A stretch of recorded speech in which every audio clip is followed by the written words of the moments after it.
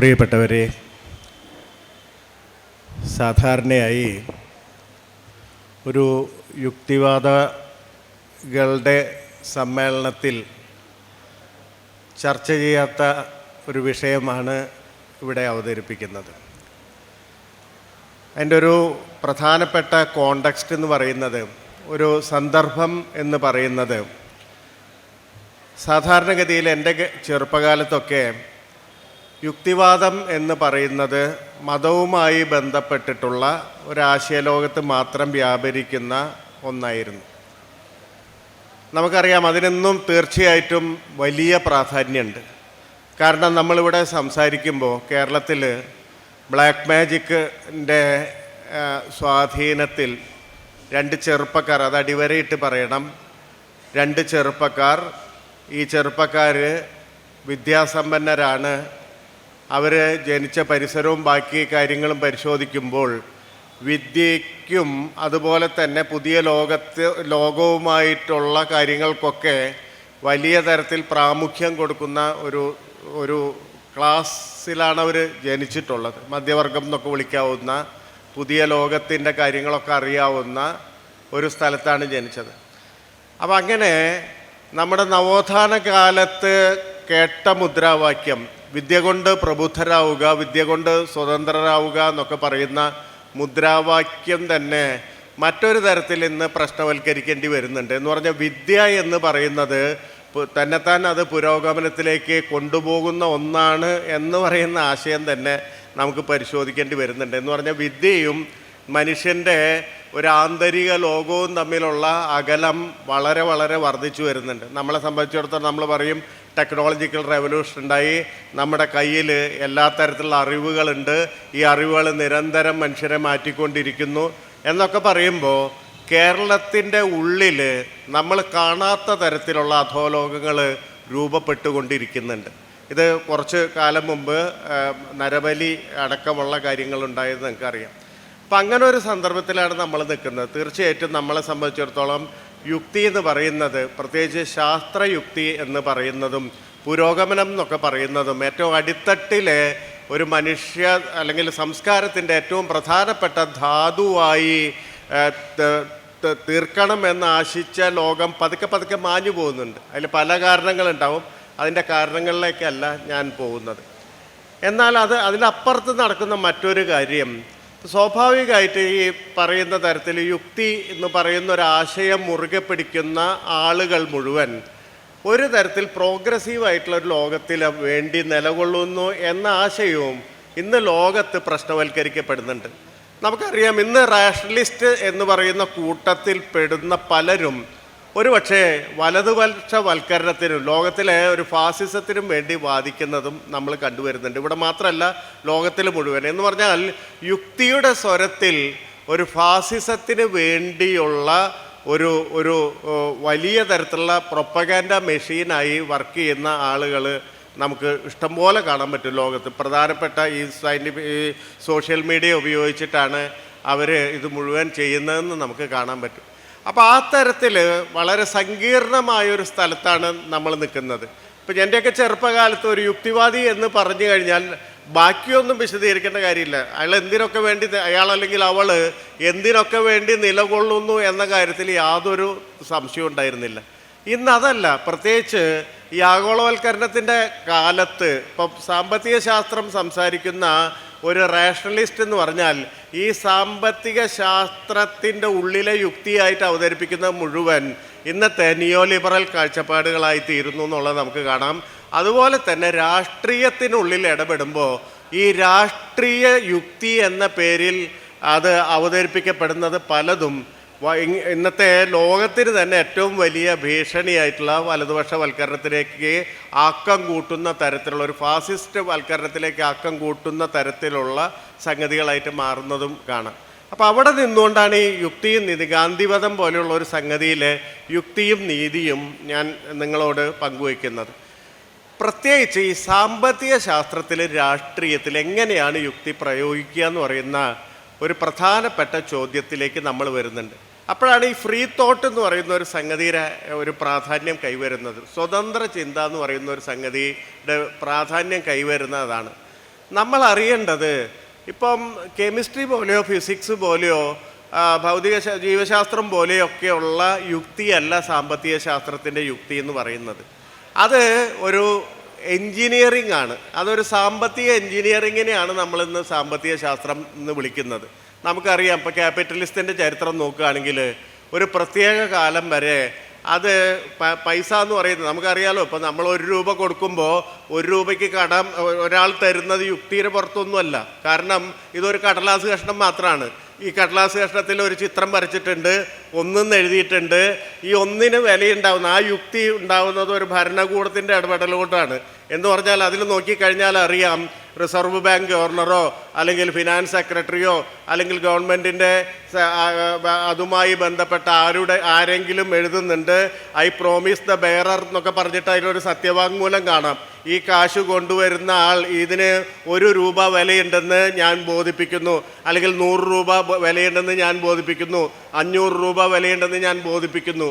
ആ അടിസ്ഥാനത്തിലാണ് ഇത് കൈമാറ്റം നടക്കുന്നത്. ഈ സാമ്പത്തിക ശാസ്ത്രത്തിൻ്റെ ഏറ്റവും താഴെക്കടയുള്ള ഒരു എക്സ്ചേഞ്ച് എന്ന് പറയുന്നത് അങ്ങനെയാണ്. ഒരു നിറം പിടിപ്പിച്ച കടലാസ് കഷ്ടം കൊടുത്തിട്ട് അതിൻ്റെ അപ്പുറവും ഇപ്പുറവും ഉള്ളൊരു കൈമാറ്റമാണ് നടക്കുന്നത്. ഇത് നമുക്കടിക്കാൻ പറ്റില്ല. ഇത് നമ്മളടിച്ചാൽ കള്ളനോട്ടാവും, ഗവൺമെൻറ് അടിച്ചാലോ നല്ല നോട്ടാവുള്ളൂ. അപ്പോൾ ഈ യുക്തി എന്ന് പറയുന്ന ഒരു ഫിനാൻഷ്യൽ എൻജിനീയറിങ്ങിൻ്റെ ഭാഗമായിട്ട് വരുന്നതാണ്. അപ്പോൾ സാമ്പത്തിക ശാസ്ത്രത്തിൽ കടഞ്ഞു ചെല്ലുമ്പോൾ നമ്മൾ ഈ പറയുന്ന പോലത്തെ ഒരു യുക്തിയല്ല അവിടെ ഒരു കാലത്ത് നമുക്കറിയാം, അത് ഒരു പൈസ അടിക്കുമ്പോൾ 100 രൂപ അടിക്കുമ്പോൾ 100 രൂപ വരെ ഗോൾഡ് വെക്കണമായിരുന്നു. എന്ന് പറഞ്ഞാൽ സ്വർണം എന്ന് പറയുന്ന ഒരു സംഗതിയെ അടിസ്ഥാനപ്പെടുത്തിയിട്ടായിരുന്നു ഈ പറയുന്ന പണത്തിൻ്റെ മൂല്യം നിശ്ചയിച്ചിരുന്നത്. ഒരു ഘട്ടം പറഞ്ഞപ്പോൾ അത് എടുത്തു കളഞ്ഞു. പെട്രോ ഡോളർ എന്ന് പറയുന്ന ആശയം വരുന്നു, ഫിയാറ്റ് മണി എന്ന് പറയുന്ന ആശയം വരുന്നു. എന്ന് പറഞ്ഞാൽ ലോകത്തെ ഏറ്റവും പ്രധാനപ്പെട്ട ഒരു കറൻസിയായ ഡോളറിലേക്ക് ബാക്കി എല്ലാ കറൻസിയും പെഗ് ചെയ്യുന്നു. ആ ഡോളറുമായി ബന്ധപ്പെട്ടുള്ള വിനിമയ നിരക്കാണ് ബാക്കി എല്ലാത്തിനെയും നിശ്ചയിക്കുന്നത്. ഇതൊക്കെ കഴിഞ്ഞിട്ട് പിന്നെ പല ഘടകങ്ങളിൽ കൂടെ കടന്നുപോയി അവസാനം ആഗോളവൽക്കരണം എന്ന് പറയുന്ന ഒരു ആശയത്തിൽ എത്തിച്ചേരുന്നു. നമുക്ക് ഒരു രാജ്യത്ത് നിന്ന് വേറെ രാജ്യത്തിലേക്ക് പോകണമെങ്കിൽ വിസയും പാസ്പോർട്ടും എടുക്കണം, പക്ഷേ ഡോളറിന് സഞ്ചരിക്കണമെങ്കിൽ അത് എടുക്കണ്ട. ഡോളറിന് ഏത് നാട്ടിലേക്കും പോകാം, ഏത് കറൻസിയെ സംബന്ധിച്ചിടത്തോളം ലോകത്തിൻ്റെ അതിർത്തികൾ മായുന്ന സ്ഥിതി വരുന്നുണ്ട്. ഈ ഏറ്റവും അവസാനം റിസഷൻ ഉണ്ടായപ്പോൾ ഈ അന്നത്തെ അമേരിക്കൻ ഗവൺമെൻറ് ചെയ്തത്, ഞാനടിച്ചാൽ കള്ളനോട്ടാവുന്നു, പക്ഷേ ഗവൺമെൻറ് അടിച്ചാൽ കള്ളനോട്ടാവുന്നില്ല. ഗവൺമെൻറ്റിന് ബാങ്കുകൾ തകർന്നുകൊണ്ടിരിക്കുമ്പോൾ അത്രയും നോട്ടിൻ്റെ ഡെഫിഷ്യൻസി വന്നപ്പോൾ നമ്മുടെ കയ്യിൽ പ്രിൻറ്റിങ് മെഷീൻ ഉണ്ട്, അതുകൊണ്ട് അടിക്കാമെന്ന് പറയുന്ന ഈ നോട്ട് തള്ളലിൽ നിൽക്കുന്ന ഒരു സംഗതിയായിട്ട് മാറുന്നുണ്ട്. ഞാൻ പറഞ്ഞു വരുന്നത്, സാമ്പത്തിക ശാസ്ത്രത്തിൻ്റെ യുക്തി നോക്കുമ്പോൾ അതിൻ്റെ എൻജിനീയറിങ് പഠിക്കാതെ, അതിൻ്റെ രാഷ്ട്രീയം പഠിക്കാതെ അതിൻ്റെ യുക്തി നമുക്ക് നിർണ്ണയിക്കാൻ സാധ്യമല്ല. അതുകൊണ്ട് മറ്റ് ശാസ്ത്രത്തിൻ്റെ പോലെ ആ സംഗതിയല്ല. ഞാനിത് പറയാൻ കാരണം, ലോകത്ത് ഈ ഫ്രീ തിങ്കേഴ്സ് എന്ന് പറയുന്ന മനുഷ്യരിലെ ഒരു വലിയ വിഭാഗം, കേരളത്തിലെ മാത്രമല്ല വലിയ വിഭാഗം, ഇങ്ങനെയുള്ള നിയോ ലിബറൽ നയങ്ങൾക്ക് വേണ്ടി ദിവസവും നിന്ന് സംസാരിച്ച് ഒരു യുക്തി ഉണ്ടാക്കിക്കൊണ്ടിരിക്കുന്നത് കൊണ്ടാണ് ഞാനിത് പറയുന്നത്. അപ്പം ആ തരത്തിൽ, അതുപോലെ തന്നെ ഹിറ്റ്ലറെ ന്യായീകരിക്കുന്ന റാഡിക്കൽ എന്ന് വിളിക്കുന്ന മനുഷ്യർ ലോകത്തുണ്ടാവുന്നു. ഈ നമ്മളെ ഇന്ത്യയെ ഭരിക്കുന്ന മോഡിയെ ന്യായീകരിക്കുന്ന അല്ലെങ്കിൽ ഫാസിസ്റ്റ് ഭരണകൂടത്തെ ന്യായീകരിക്കുന്ന യുക്തിവാദികൾ ഉണ്ടായിക്കൊണ്ടിരിക്കുന്നു. ഈ സന്ദർഭത്തിലാണ് നമ്മൾ ഈ ഗാന്ധിവധം, നമ്മൾ അതിൻ്റെ യുക്തിയും നീതിയും നമ്മൾ ഡിസ്കസ് ചെയ്യാൻ പോകുന്നത് എന്ന് ഉള്ള കാര്യം ഓർക്കണം. ഈ ഗാന്ധിവധത്തിൽ 12 പ്രതികളാണ് ഉണ്ടായിരുന്നത്. നിങ്ങൾക്കറിയാം, 12 പ്രതികളെയാണ് ആദ്യം അറസ്റ്റ് ചെയ്തത്. എന്ന് പറഞ്ഞാൽ 1948 ജനുവരി 30 നാഥറാം ഗോഡ്സെ ഗാന്ധിയെ വെടിവെച്ച് വൈകിട്ട് 5:17 തോന്നുന്നു വെടിവെച്ച് വീഴ്ത്തുന്നു. അപ്പോൾ ഈ വെടിവെച്ച് വീഴ്ത്തിയിട്ട് നാഥറാം ഗോഡ്സെയെ പിടികൂടുന്നു. ഇത് ഒരു പബ്ലിക്, അതായത് പൊതുജനങ്ങൾക്ക് മുമ്പിൽ വെച്ചിട്ടാണ് ഈ കൃത്യം അദ്ദേഹം അനുഷ്ഠിക്കുന്നത്. അതുകൊണ്ട് സ്വാഭാവികമായിട്ട് പ്രാർത്ഥനാ സമ്മേളനത്തിൽ വെച്ചിട്ടാണ്. ഗാന്ധി എല്ലാ ദിവസവും പ്രാർത്ഥനാ സമ്മേളനങ്ങൾ നടത്തിയിരുന്നു, വൈകിട്ട് എല്ലാ സായാഹ്നങ്ങളും നടത്തിയിരുന്നു. പ്രത്യേകിച്ച് അന്ന് ഡൽഹി ആകെ കലുഷിതമായിരുന്നു. സ്വാതന്ത്ര്യം കിട്ടി, ഓഗസ്റ്റിൽ സ്വാതന്ത്ര്യം കിട്ടി, അധിക കാലമായിട്ടില്ല. വിഭജനം എന്ന് പറയുന്ന വലിയ സംഗതി നടന്നിട്ടുണ്ട്. വിഭജനം എന്ന് പറയുമ്പോൾ അതും കേരളത്തിനെ സംബന്ധിച്ചിടത്തോളം ഇതൊന്നും ഒരു ചരിത്രാനുഭവം അല്ലാത്തതിനാൽ നമ്മളെ സംബന്ധിച്ച് പാഠപുസ്തകത്തിലെ കാര്യം മാത്രമാണ്. പക്ഷേ നോർത്ത് ഇന്ത്യയെ സംബന്ധിച്ചിടത്തോളം വിഭജനം എന്ന് പറഞ്ഞാൽ ചെറുതായിരുന്നില്ല. ഏതാണ്ട് 10-15 മില്യൺ ആൾക്കാരാണ് ഡിസ്പ്ലേസ് ചെയ്യപ്പെട്ടത്, അവരുടെ ജീവിതത്തിൽ നിന്ന് മാറ്റപ്പെട്ടത്. ഒരു ദിവസം, ഒരു പ്രത്യേക ദിവസം നമ്മൾ ഇതുവരെ ജീവിച്ച ആ സ്ഥലത്ത് നിന്ന് നമ്മളുടെ സ്വത്തുവകകൾ എന്ന് പറയാവുന്ന കാര്യങ്ങൾ വിട്ടുപോകേണ്ടി വരുന്നു, ബന്ധുക്കൾ എന്ന് പറയുന്ന ആ കാര്യങ്ങൾ വിട്ടുപോകേണ്ടി വരുന്നു, സാമൂഹ്യ ജീവിതം എന്ന് പറയുന്ന ആ സംഗതിയിൽ നിന്ന് നമ്മൾ അപ്രൂട്ടഡ് ആവുന്നു, നമ്മളെ പിഴുതെടുത്ത് വേറൊരു സ്ഥലത്തേക്ക് പോകേണ്ടി വരുന്നു. 12 മില്യൺ മനുഷ്യർ, 12 മുതൽ 15 മില്യൺ മനുഷ്യരാണ് ഈ ഡിസ്പ്ലേസ്ഡ് ആവുന്നത്. അവരെപ്പോഴും ഈ നിയമപുസ്തകങ്ങൾ നോക്കിക്കഴിഞ്ഞാൽ ഒരു ഡിസ്പ്ലേസ്ഡ് പേഴ്സൺ എന്നാണ് അടയാളപ്പെടുത്തിയിട്ടുള്ളത്. ഈ CIA ഒക്കെ വരുമ്പോൾ, ഈ പുതിയ ഈ ബില്ലൊക്കെ വരുമ്പോൾ പഴയ നിയമങ്ങൾ നോക്കിക്കഴിഞ്ഞാൽ അറിയാം, നിങ്ങളൊരു പ്രത്യേക ഘട്ടം വരെ ഡിസ്പ്ലേസ്ഡ് പേഴ്സണിൻ്റെ ഈ സിറ്റിസൺഷിപ്പിനെ പറ്റിയാണ് അത് ചർച്ച ചെയ്തിരുന്നത്. പുറമേ നിന്നുള്ള ആൾക്കാർ വരുമ്പോൾ ഡിസ്പ്ലേസ്ഡ് പേഴ്സൺ എന്നാണ് അവരെ വിശേഷിപ്പിച്ചിരുന്നത്. അങ്ങനെ ഒരു സുപ്രഭാതത്തിൽ കുറ്റിയും പറിച്ച് പോരേണ്ടി വന്ന ആ മനുഷ്യരുടെ കഥ ചെറുതായിരുന്നില്ല. ഇന്ത്യയുടെ പൊതുവെയുള്ള ഈ സെക്യുലറിസം എന്ന് പറയുന്ന ആശയത്തിന് ആ വലിയ സംഭവം എന്ന് പറയുന്നത് വളരെ പ്രധാനപ്പെട്ട ഒരു പശ്ചാത്തലം ഒരുക്കിയിട്ടുണ്ട്. നമ്മൾ സാധാരണ പറയും, ഇപ്പോൾ ഭരണഘടനയെ പറ്റിയൊക്കെ പറയുമ്പോൾ പറയും സെക്യുലറിസം ഭരണഘടനയിലെ ഒരു മൂല്യമാണ്, ഈ മൂല്യം വളരെ പ്രധാനപ്പെട്ടതാണ് എന്നൊക്കെ നമ്മൾ പറയും.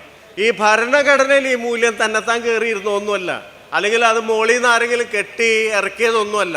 മറിച്ച് ഇന്ത്യ പോലെയുള്ള രാജ്യത്തെ നിലനിർത്തണമെങ്കിൽ, ഒരു ആശയം, ഒരു രാജ്യം ഒരു ആശയമാണെങ്കിൽ ആ ആശയത്തെ നിലനിർത്തണമെങ്കിൽ സെക്യുലറിസം അത്ര പ്രധാനപ്പെട്ടതാണ് എന്ന തിരിച്ചറിവ് അന്നത്തെ നേതാക്കൾക്ക് മുഴുവൻ ഉള്ളതുകൊണ്ടാണ് അത് സ്വാഭാവികമായി ഭരണഘടനയിൽ എത്തുന്നത്. അല്ലാതെ അത് പുറത്തുനിന്ന് ഏതെങ്കിലും ഒരാൾ ഒരു പുസ്തകം വായിച്ച് അല്ലെങ്കിൽ ഭരണഘടനകളൊക്കെ നോക്കി തപ്പിത്തെരഞ്ഞ് അങ്ങനെ വളരെ വിജ്ഞാനാധിഷ്ഠിതമായ ഒരു അന്വേഷണത്തിലൂടെ മാത്രം എത്തിപ്പെടുന്ന ഒന്നല്ല, അതൊരു മൂല്യമായിട്ട് എത്തിപ്പെടുകയാണ്.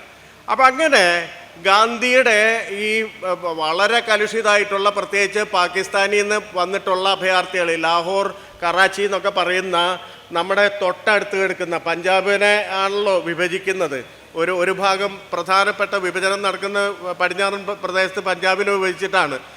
പഞ്ചാബിൽ 403 കിലോമീറ്റർ നീളമുള്ള ഒരു രേഖ വരയ്ക്കുകയാണ്. ആരാ വരയ്ക്കുന്നത്? റാഡ്ക്ലിഫ് എന്ന് പറയുന്ന വക്കീൽ. റാഡ്ക്ലിഫ് ജീവിതത്തിൽ ആദ്യമായിട്ടാണ് ഇന്ത്യയിൽ വരുന്നത്. 47 ജൂലൈയിലാണ് അദ്ദേഹം ആദ്യമായിട്ട് ഇന്ത്യ സന്ദർശിക്കുന്നത്. അദ്ദേഹം വലിയ ബാരിസ്റ്ററായിരുന്നു, അവിടെ കേസ് വാദിക്കാൻ മിടുക്കനായിരുന്നു. ഇവിടുത്തെ ഒരു പ്രത്യേക പരിസ്ഥിതിയിൽ ഇന്ത്യ വിഭജനം നടത്തണം, അപ്പോൾ അതുകൊണ്ട് അതിനെ പറ്റിയ നിയമവശങ്ങൾ അറിയുന്ന ആൾ. ഇന്ത്യ എന്ന് പറയുന്ന ഭൂഖണ്ഡത്തെ പറ്റി അറിയില്ല, ഇന്ത്യ എന്ന് പറയുന്ന രാജ്യത്തെ പറ്റി നമുക്ക് വലിയ വിവരമുണ്ടെന്ന് നമ്മൾ അന്വേഷിച്ചാൽ ആ കാര്യം നമുക്ക് കിട്ടില്ല. അങ്ങനെയുള്ള റാഡ്ക്ലിഫ് വരുന്നു. 5 ആഴ്ചകൾ കൊണ്ട്, വെറും 5 ആഴ്ചകൾ കൊണ്ടാണ് ഈ വലിയ മനുഷ്യരുള്ള വലിയ തരത്തിൽ പോപ്പുലേഷൻ തിങ്ങി നിറഞ്ഞ് മനുഷ്യർ ജീവിക്കുന്ന ഈ രാജ്യത്തെ വിഭജിക്കുന്നത്. അപ്പം 403 കിലോമീറ്ററോ മറ്റോ നീളമുള്ള ഒരു വര വരയ്ക്കുകയാണ് പഞ്ചാബിൻ്റെ ഭാഗത്ത്. ഇപ്പുറത്ത് കുറേയും കൂടി നീളമുള്ള, കിഴക്കൻ ഭാഗത്ത് ബംഗാളിൻ്റെ ഭാഗത്ത് കുറേയും കൂടി നീളമുള്ള ഒരു വര വരയ്ക്കുന്നു. ഈ വര ഭൂപടത്തിലാണ് വരയ്ക്കുന്നത്. അദ്ദേഹത്തിന് ഈ ജനപദങ്ങളെക്കുറിച്ചൊന്നും വലിയ അറിവില്ല. ഭൂപടത്തിൽ 5 ആഴ്ച കൊണ്ട് വരയ്ക്കുന്നു. മനുഷ്യർ ഇന്നലെ വരെ ഒരേപോലെ തുടർച്ചയിൽ ജീവിച്ചെന്നിരിക്കുന്ന മനുഷ്യർ രണ്ടാവുക മാത്രമല്ല, അത് അങ്ങോട്ടും ഇങ്ങോട്ടും ക്രോസ് ചെയ്യേണ്ടി വരുന്നു. 10-15 മില്യൺ മനുഷ്യർക്ക്, ദശലക്ഷം മനുഷ്യർക്ക് ഈ ക്രോസിംഗ് എന്ന് പറയുന്നത് വളരെ സ്മൂത്തായി, വളരെ സമാധാനപൂർവ്വം നടന്ന ഒന്നല്ല. ഏതാണ്ട് 1 മില്യൺ തൊട്ട് 1.2 മില്യൺ വരെയുള്ള ആളുകൾ അതിനുള്ളിൽ മരിച്ചു വീഴുന്നു.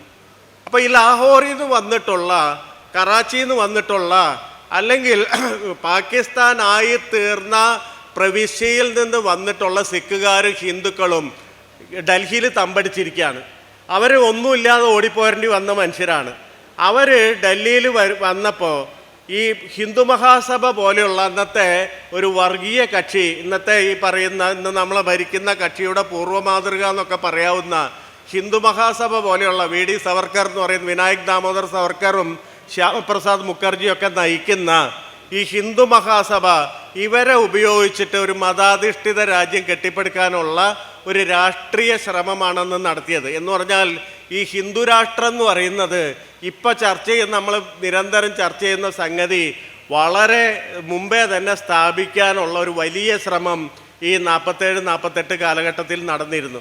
അതുകൊണ്ട് ഈ 47-ന് ശേഷമുള്ള ആഗസ്റ്റ് 15 ശേഷമുള്ള ഗാന്ധിയുടെ പ്രവർത്തനം നിരീക്ഷിക്കുകയാണെങ്കിൽ, ഗാന്ധിയുടെ ഒരു രാഷ്ട്രീയ പ്രവർത്തനം നിരീക്ഷിക്കുകയാണെങ്കിൽ നമുക്ക് നമ്മുടെ സ്വാതന്ത്ര്യ സമരത്തെ ഒന്ന് പൊളിച്ചെഴുതേണ്ടി വരും.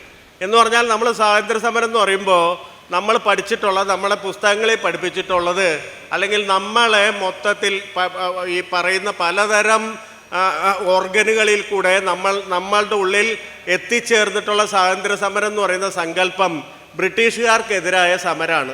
ബ്രിട്ടീഷുകാർക്കെതിരെ പലതരത്തിലുള്ള സമരങ്ങൾ ഉണ്ടാവുന്നു. അതിൻ്റെയൊക്കെ അവസാനം, പ്രത്യേകിച്ച് രണ്ടാം ലോകയുദ്ധത്തിൻ്റെ അതിനുശേഷം പലതരത്തിലുള്ള ലോകത്തെ രാഷ്ട്രീയത്തിൽ മാറ്റങ്ങൾ ഉണ്ടാവുന്നുണ്ട്.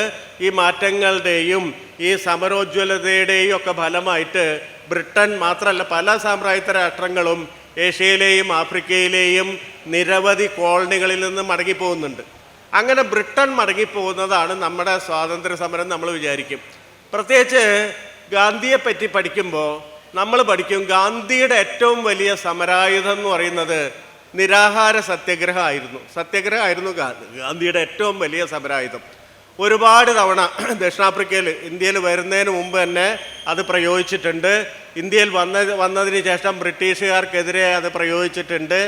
പക്ഷേ 47 ആഗസ്റ്റ് 15 ശേഷം ഗാന്ധി 2 പ്രാവശ്യം നിരാഹാര സമരം നടത്തുന്നുണ്ട്. 47 ആഗസ്റ്റ് 15 ശേഷം, ഇന്ത്യക്ക് സ്വാതന്ത്ര്യം ലഭിച്ചതിന് ശേഷം.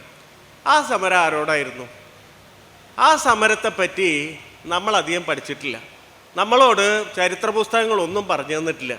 നമ്മളോട് മറ്റു തരത്തിലുള്ള നമ്മുടെ രാഷ്ട്രീയ ആലോചനകളൊന്നും തന്നെ ആ കാര്യത്തെപ്പറ്റി ഒരു തരം ഉദാസീനതയും നിശബ്ദതയും പാലിച്ചിട്ടുണ്ട്. അതിൻ്റെ ഫലം കൂടിയാണ് ഇന്നത്തെ ഇന്ത്യയിലെ ഈ ഫാസിസ്റ്റ് ഭരണം ഞാൻ കരുതുന്നു.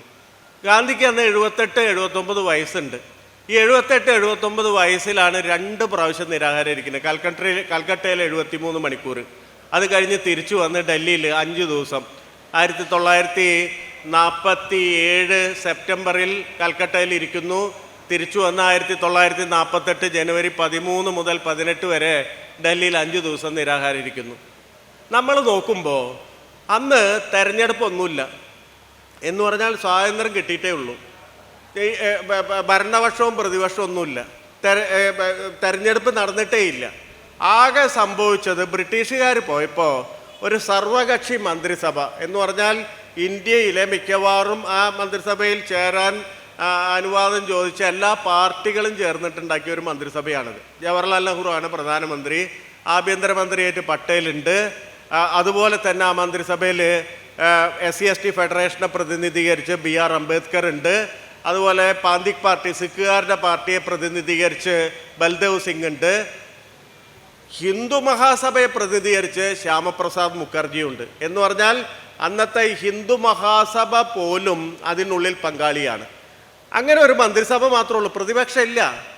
അപ്പം അങ്ങനെ ഒരു പരിസ്ഥിതിയിൽ ആർക്കെതിരെയാണ് ഗാന്ധി, ഇതിനൊക്കെ പുറത്ത് നിൽക്കുന്ന ഗാന്ധി സമരം ചെയ്തതെന്നുള്ള ചോദ്യം നമ്മുടെ മുന്നിൽ വരും. ആ ചോദ്യത്തെ അഭിമുഖീകരിക്കുമ്പോഴാണ് ഈ സ്വാതന്ത്ര്യത്തിനും വിഭജനത്തിനും ഒക്കെയുള്ള ആ തരത്തിലുള്ള പശ്ചാത്തലത്തിൽ ഇന്ത്യയെ ഹിന്ദുരാഷ്ട്രമാക്കാനുള്ള ഒരു വലിയ ശ്രമം നടന്നിരുന്നു എന്നും അതിനെ എതിർത്ത് തോൽപ്പിക്കാനാണ് ഈ 2 നിരാഹാരങ്ങളെന്നും നമുക്ക് വ്യക്തമാകുന്നത്. അതുകൊണ്ടാണ് ഈ അന്ന് പാകിസ്ഥാൻ ഉണ്ടായി. പാകിസ്ഥാൻ ഇസ്ലാമിക മതത്തിനെ അധിഷ്ഠിതമാക്കിയിട്ടുള്ള ജനാധിപത്യ രാഷ്ട്രമാണ്. തെരഞ്ഞെടുപ്പൊക്കെ ഉണ്ട്, അല്ലാതെ നമ്മളിപ്പം ഗൾഫ് നാടുകളിൽ കാണുന്ന പോലെയുള്ള ഭരണമല്ല, മറിച്ച് അവിടെ ഇലക്ഷനൊക്കെ ഉണ്ട്. പക്ഷേ അതിൻ്റെ ആ രാജ്യം ഉണ്ടാവുന്നത് മതാധിഷ്ഠിതമായ പ്രിൻസിപ്പിൾസിൽ, മതാധിഷ്ഠിതമായ തത്വങ്ങളിൽ അധിഷ്ഠിതമായിട്ടാണ്. ആ സമയത്ത് സ്വാഭാവികമായിട്ട് രാഷ്ട്രീയത്തിൽ ഉയരാവുന്ന ഒരു ചോദ്യമാണ്, പാകിസ്ഥാൻ ഉണ്ടായി, ഇസ്ലാമിക റിപ്പബ്ലിക് ഉണ്ടായി, ബാക്കിയുള്ളത് എന്താ? ഇന്ത്യയെ സംബന്ധിച്ചിടത്തോളം ഏറ്റവും പ്രധാനപ്പെട്ട മൈനോറിറ്റിയാണ് ഇസ്ലാം എന്ന് പറയുന്നത്. അതിൻ്റെ അടിസ്ഥാനത്തിലൊരു റിപ്പബ്ലിക് ഉണ്ടായി. അപ്പോൾ ബാക്കി ഹിന്ദുസ്ഥാനാണ്, ഹിന്ദുമത റിപ്പബ്ലിക് ആണെന്ന് പറയുന്ന ഒരു രാഷ്ട്രീയമായ ഒരു കറൻസി എളുപ്പം ചിലവാകുന്ന ഒരു സിറ്റുവേഷൻ ആയിരുന്നു. നമുക്ക് ആലോചിച്ചാൽ തന്നെ അറിയാം. സാധാരണ ഇപ്പം ഇതൊന്നുമില്ലാണ്ട് ഒരു ക്ഷേത്രത്തിൻ്റെ പുറത്ത് ആളുകൾ വിഭജിക്കുന്നു. അപ്പം ഇങ്ങനെ ഒരു വലിയ ചരിത്ര പശ്ചാത്തലത്തിൽ ആളുകളെ വിഭജിക്കുക എന്ന് പറഞ്ഞാൽ വളരെ എളുപ്പമാണ്. മാത്രമല്ല, പാകിസ്ഥാനിൽ നിന്നും ബംഗ്ലാദേശിൽ നിന്നുള്ള അഭയാർത്ഥികൾ മുഴുവൻ ഇന്ത്യയിലേക്ക് വരികയാണ്. ഇവർ ഡൽഹിയിൽ തമ്പടിക്കുന്നു. അവിടുന്ന് നമുക്കറിയാം ഇവർ വെറും കൈയോടെ ഓടിപ്പോകുന്ന മനുഷ്യരാണ്. ഇവർക്ക് താമസ സൗകര്യം ഇല്ല ഡൽഹിയിൽ. അതുപോലെ തന്നെ ആവശ്യത്തിന് ഭക്ഷണമില്ല, മരുന്നില്ല. അവർ വരുന്ന സമയം എന്ന് പറയുന്നത് ദില്ലിയിലെ ഏറ്റവും പ്രധാനപ്പെട്ട ശൈത്യകാലത്താണ് വരുന്നത്, മഞ്ഞുകാലത്താണ് വരുന്നത്. റെയിൽവേ സ്റ്റേഷനിൽ കിടക്കേണ്ടി വരുന്നു, വഴിയിൽ കിടക്കേണ്ടി വരുന്നു. അവരെത്രമാത്രം സെൻസിറ്റീവാണെന്ന് ആലോചിച്ച് നോക്കണം. അത് മാത്രമല്ല എന്ന് കൂടി ആലോചിക്കണം. അവർ വെറുതെ ഇങ്ങനെ സ്മൂത്തായി ഇങ്ങോട്ട് വരികയല്ല ചെയ്തത്, ഒരു ട്രെയിനിൽ കയറിയിരുന്ന് വരികയല്ല ചെയ്തത്. നിരവധി തരത്തിലുള്ള അക്രമ സംഭവങ്ങളെ അതിജീവിച്ചിട്ടാണ് വരുന്നത്. നിങ്ങൾ സാദത്ത് ഹസൻ മന്തോ എന്ന് പറയുന്ന ഇന്ത്യയിലെ വളരെ പ്രധാനപ്പെട്ട എഴുത്തുകാരൻ്റെ ചില കഥകളുണ്ട്. ഈ പശ്ചാത്തലത്തിൽ രചിച്ച ഒരു കഥ ഖോൽദോ എന്ന് പറയുന്ന കഥയാണ്. ഖോൽദോ, തുറക്കൂ എന്നാണ് അതിൻ്റെ അർത്ഥം ഹിന്ദിയിൽ ഖോൽദോ എന്ന് പറഞ്ഞാൽ. ഈ കഥ വായിച്ചാൽ നമ്മൾ പറയുന്ന വിഭജനം എന്തായിരുന്നു, അതിൻ്റെ അനുഭവം എന്തായിരുന്നു എന്നുള്ളതിനെ പറ്റിയുള്ള ആഴത്തിലുള്ള ഒരു ധാരണ നമുക്ക് കിട്ടും. ഖോൽദോ എന്ന് പറയുന്ന കഥയിൽ ഒരു പിതാവും അയാളുടെ മകളും കൂടിയിട്ട് വിഭജനത്തിന് ശേഷം ഈ ഡിസ്പ്ലേസ്ഡ് പേഴ്സൺസായി ഒരു രാജ്യത്തു നിന്ന് വേറെ രാജ്യത്തിലേക്ക് സഞ്ചരിക്കുകയാണ്. സഞ്ചരിക്കുന്നതിനിടയിൽ ഈ മകളും വളരെ ക്രൂരമായി ബലാത്സംഗം ചെയ്യപ്പെടുന്നു. നിരവധി തവണ ബലാത്സംഗം ചെയ്യപ്പെടുന്നു. ഈ അച്ഛൻ തെരഞ്ഞു നടന്നിട്ട് മകളെ കിട്ടുന്നത് ഈ റെയിൽപാളത്തിന് അടുത്ത് ബോധരഹിതയായിട്ട് കിടക്കുന്ന നിലയിലാണ് ഈ അച്ഛന് കിട്ടുന്നത്. ഈ ഒരു സ്ഥലത്ത് നിന്ന് മറ്റൊരു സ്ഥലത്തേക്ക് സഞ്ചരിക്കുന്നതിനിടയിലാണ് ഇത് സംഭവിക്കുന്നത്. ഇയാൾ ഈ കുട്ടിയെ വാരി എടുത്തിട്ട് തൊട്ടടുത്തുള്ള ക്ലിനിക്കിൽ പോവാണ്. തൊട്ടടുത്തുള്ള ക്ലിനിക്കിൽ പോകുമ്പോൾ അവിടെ ഒരു ഡോക്ടറുണ്ട്. ആ ഡോക്ടർ ഒരു അത്യാവശ്യം നന്മയൊക്കെയുള്ള ഒരു ഡോക്ടർ ആയതുകൊണ്ട് അയാൾ ഇവരെ സ്വീകരിക്കുന്നു. ക്ലിനിക്ക് എന്ന് പറഞ്ഞാൽ അവിടെ ഇപ്പം പറഞ്ഞ പോലെ ഈ വിഭജനം താറുമാറാക്കിയിട്ടുണ്ട്, അതിൻ്റെ പ്രവർത്തനമൊക്കെ താറുമാറാക്കിയിട്ടുണ്ട്. ഇലക്ട്രിസിറ്റി ഒന്നും അവിടെ ഇല്ല, ചെറിയ സൗകര്യങ്ങളുള്ളൂ. എങ്കിൽ പോലും തൻ്റെ ഉള്ളിലെ നന്മ കൊണ്ട് ഇയാൾ ഇവരെ ചികിത്സിക്കാൻ നിശ്ചയിക്കാൻ, പരിശോധിക്കാൻ ഉള്ളിലേക്ക് വിളിക്കുകയാണ്. അപ്പോൾ ഉള്ളിലേക്ക് വിളിച്ച് മുറിയിൽ ഈ കുട്ടിയൊക്കെ എടുത്തു, മുറിയിലെ ബെഡിൽ ഈ കുട്ടിയൊക്കെ എടുത്തു. കുട്ടിയൊക്കെ എടുത്തിട്ട് ഇയാൾ ലൈറ്റ് ഇടാൻ നോക്കുമ്പോൾ കറണ്ടില്ല, വെളിച്ചമില്ല. അങ്ങനെ ഇയാൾ സഹായിയോട് പറയും, ഖോൽദോ എന്ന് പറയും. ഇയാൾ ഉദ്ദേശിക്കുന്ന ജനൽ തുറക്കാനാണ്, വെളിച്ചം ഉള്ളിലേക്ക് വരാൻ വേണ്ടി ജനൽ തുറക്കാനാണ് ഇയാൾ ഉദ്ദേശിക്കുന്നത്. ഈ ഖോൽദോ എന്ന് പറയുന്ന വാക്ക് കേട്ടപ്പോൾ ഈ അബോധാവസ്ഥയെ കിടന്നിരുന്ന പെൺകുട്ടി തൻ്റെ കാലുകൾ അകത്തി വയ്ക്കുകയാണ്. അവൾ ബോധമില്ല, അബോധാവസ്ഥയിലാണ്. പക്ഷെ ഖോൽദോ എന്ന് പറയുന്ന വാക്ക് കേട്ടപ്പോൾ ഇങ്ങനെ കാലുകൾ വിടർത്തി വയ്ക്കുകയാണ്. കാരണം ഇവൾ ഈ യാത്രയിൽ ഇവളിങ്ങനെ നിരന്തരമായിട്ട് ബലാത്സംഗം ചെയ്യുന്ന ആളുകൾ മുഴുവൻ പറഞ്ഞിരുന്നത് ഖോൽദോ ഖോൽദോ എന്നാണ്. ഈ വാക്ക് ആണ് ആഴത്തിൽ, ഈ വാക്കിൻ്റെ ഞെട്ടൽ അവരുടെ ഉള്ളിലുണ്ട്. ഇതിൻ്റെ ഒരു റീകളക്ഷനാണ്, ഇതിൻ്റെ ഒരു പുനരാനയനാണ് യഥാർത്ഥത്തിൽ ഈ ഡോക്ടർ ഖോൽദോ എന്ന് പറയുന്ന ഈ തുറക്കാൻ പറയുമ്പോൾ ഈ കുട്ടിയുടെ ഉള്ളിൽ നടക്കുന്നത്. ഞാൻ പറയുന്നത് ഇതൊരു ചെറിയ സംഭവം മാത്രമാണ്.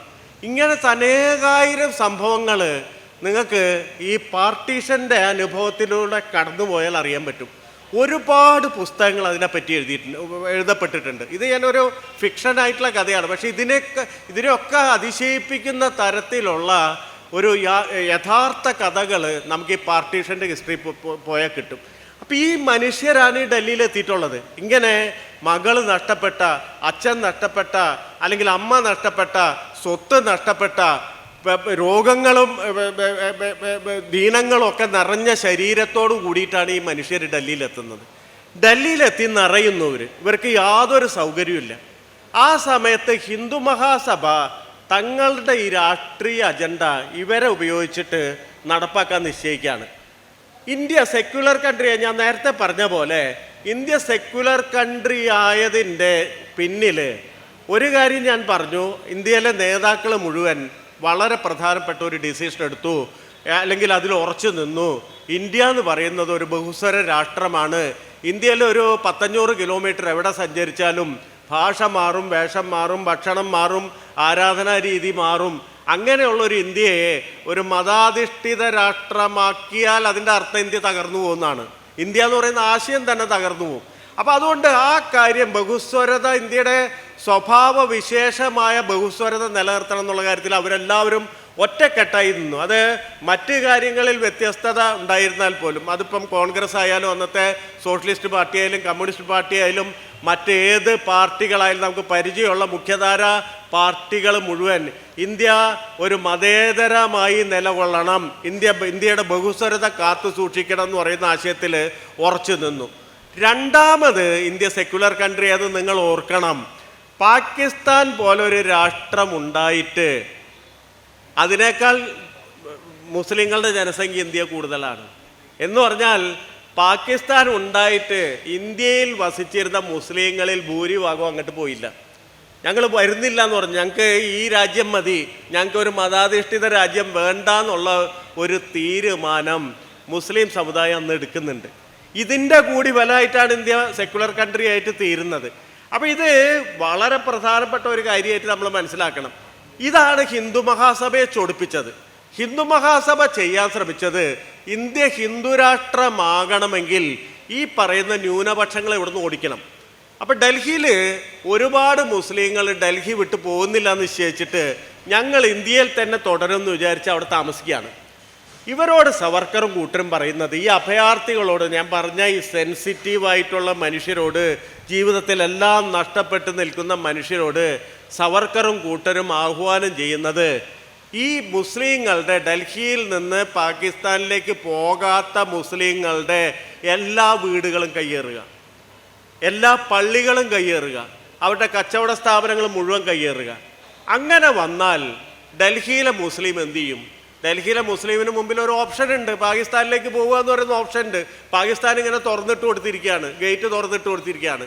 അപ്പം ഇവരവിടേക്ക് പോവുകയാണെങ്കിൽ സ്വാഭാവികമായിട്ട് ഇത് ഇന്ത്യ ഹിന്ദുരാഷ്ട്രമായിട്ട് തീരും. ഇന്ത്യയിലെ മുഴുവൻ മുസ്ലിങ്ങളും പോവുകയാണെങ്കിൽ, ഇന്ത്യ പുറത്തേക്ക് പോവുകയാണെങ്കിൽ, പാകിസ്ഥാനിലേക്ക് പോവുകയാണെങ്കിൽ, കിഴക്കൻ പാകിസ്ഥാനിലേക്കോ പടിഞ്ഞാറൻ പാകിസ്ഥാനിലേക്കോ അവരെ പറഞ്ഞയക്കുകയാണെങ്കിൽ ഇന്ത്യ എന്ന് പറയുന്നത് ഈ പറയുന്ന ഭരണഘടനയൊക്കെ ഉണ്ടാക്കുന്നതിന് മുമ്പ്, ഈ സ്വാതന്ത്ര്യത്തിൻ്റെ ചൂട് മാറുന്നതിന് മുമ്പ് ഒരു ഹിന്ദുരാഷ്ട്രമാക്കി തീർക്കുക എന്നുള്ളതായിരുന്നു സവർക്കറുടെയും കൂട്ടരുടെയും ഉദ്ദേശം.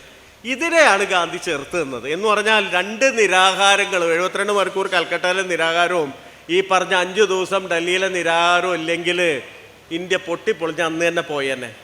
ഈ നിരാഹാരമാണ് യഥാർത്ഥത്തിൽ ഹിന്ദുരാഷ്ട്രം എന്ന അഹിംസ്ര മൃഗത്തിൻ്റെ വായിൽ നിന്ന് ഇന്ത്യയെ വലിച്ചെടുത്ത ഒരു വലിയ രാഷ്ട്രീയ പ്രവൃത്തി എന്ന് പറയുന്നത്.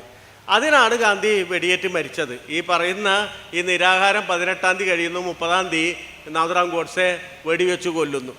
അപ്പോൾ നാഥുറാം ഗോഡ്സെ വെടിവെച്ച് കൊന്നു, നാഥുറാം ഗോഡ്സെ പിടിയിലാവുന്നു. നാഥുറാം ഗോഡ്സെ പരസ്യമായി നടത്തിയ പ്രവർത്തനമാണ്, അതുകൊണ്ട് നാഥുറാം ഗോഡ്സെ പിടിയിലാവുന്നു. നാഥുറാം ഗോഡ്സെയുടെ ഉദ്ദേശം ഇത് എൻ്റെ മാത്രം പ്രവൃത്തിയാണ്, എൻ്റെ മാത്രം ഒരു ക്രിയയാണ് എന്ന് കുറ്റം ഏറ്റു പറഞ്ഞ് തന്നെ ശിക്ഷിക്കുക.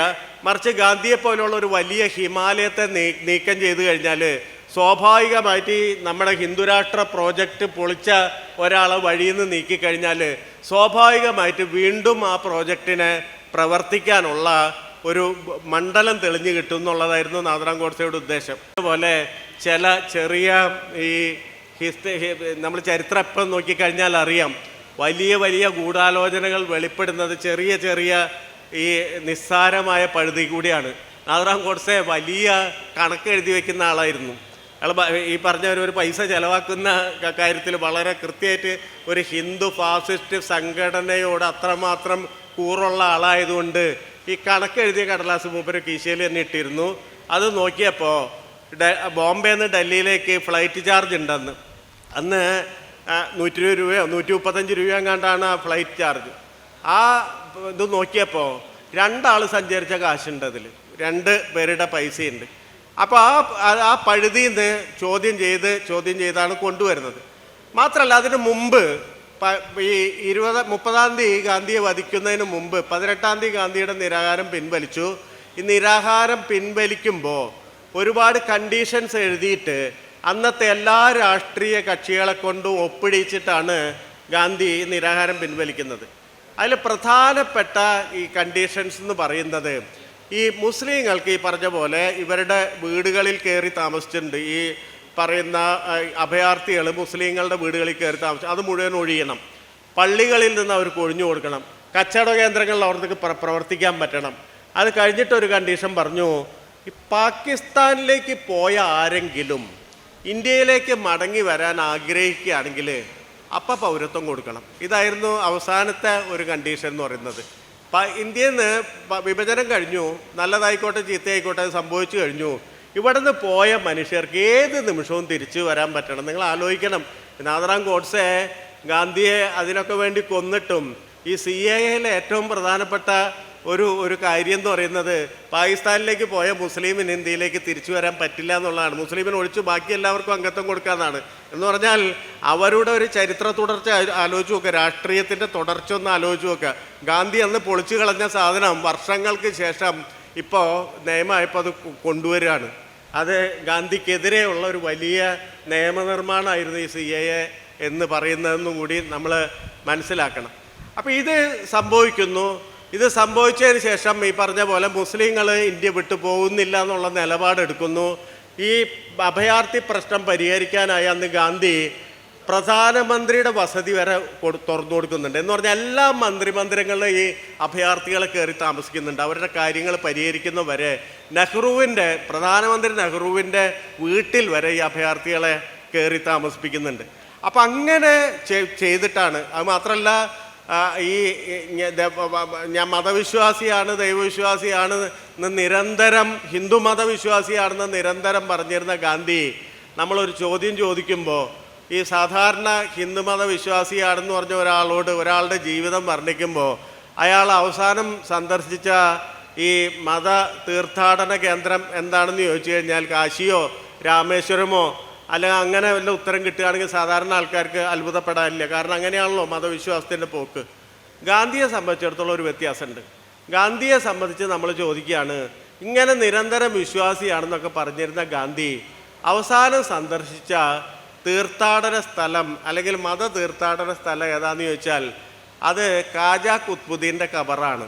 എന്ന് പറഞ്ഞാൽ ഹിന്ദു ആണെന്ന് നിരന്തരം പറഞ്ഞിരുന്ന ആൾ അവസാനം സന്ദർശിക്കുന്ന തീർത്ഥാടന കേന്ദ്രം എന്ന് പറയുന്ന ഖാജാ ഖുത്ബുദ്ദീൻ എന്ന് പറയുന്ന മെഹ്റോളിൽ നിങ്ങൾ ഇന്ന് പോയാലും കാണാം, ഡൽഹിയിലുണ്ട്. ഈ ഖബറാണത്. അവിടെ ഉറൂസ് കൊണ്ടാടും എല്ലാ കൊല്ലവും ജനുവരിയിൽ. ആ ഉറൂസിലാണ് അവസാനം പങ്കെടുക്കുന്നത്.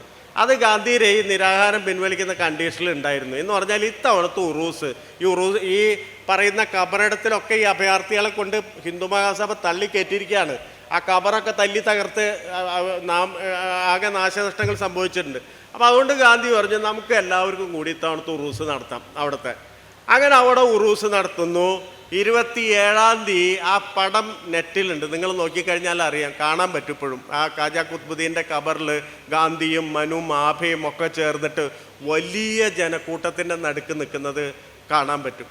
അങ്ങനെ ഒരു മുസ്ലിം തീർത്ഥാടന കേന്ദ്രത്തിലാണ് ഞാൻ ഹിന്ദു ആണെന്ന് പറയുന്ന നിരന്തരം പറഞ്ഞുകൊണ്ടിരുന്ന ഗാന്ധി അവസാനമായി പങ്കെടുക്കുന്നത്. അതിൻ്റെ കൂലിയും കൂടിയായിട്ടാണ് 3 ദിവസം കഴിഞ്ഞപ്പോൾ നാഥറാം ഗോഡ്സെ വെടിവെച്ച് കൊന്നത്. അപ്പോൾ ഇതിനു മുമ്പ് 20-ാം തീയതി ഇവരൊരു ശ്രമം നടത്തുന്നുണ്ട്. ആദ്യത്തെ ശ്രമം നടത്തുന്നത് 20-ാം തീയതിയാണ്. 20-ാം തീയതി ശ്രമം പരാജയപ്പെട്ടു. 20-ാം തീയതിയിലെ ശ്രമത്തിൽ ആകെ ഈ കൂട്ടത്തിലുണ്ടായിരുന്ന നമ്മളീ പറഞ്ഞ 12 പ്രതികളിൽ ഒരാൾ മാത്രം പിടികിട്ടി. കാരണം ഗാന്ധി പ്രാർത്ഥനാ സമ്മേളനത്തിനിരിക്കുന്നു. ഇവരുടെ പ്ലാൻ എന്തായിരുന്നു എന്ന് വിചാരിച്ചു കഴിഞ്ഞാൽ, ഗാന്ധി പ്രാർത്ഥനാ സമ്മേളനത്തിലിരിക്കുന്നു. ഇതിന് പിന്നിൽ ഇപ്പം നിങ്ങൾ ഡൽഹിയിൽ പോയിട്ടുണ്ടെങ്കിൽ കാണാൻ പറ്റും, ഈ ബിർള ഹൗസിൽ ഗാന്ധി വെടിയേറ്റ് മരിച്ച സ്ഥലത്ത് ആ ഗാന്ധി ഇരുന്നിരുന്ന സ്ഥലത്തിന് പിന്നിൽ ഈ ബിർള ഹൗസിലെ സെർവൻസ് ക്വാർട്ടേഴ്സാണ്. ഈ പരിചാരകന്മാരും പരിചാരികളും താമസിക്കുന്ന സ്ഥലമാണ്. അതിപ്പോഴും ഉണ്ട് അവിടെ തന്നെ.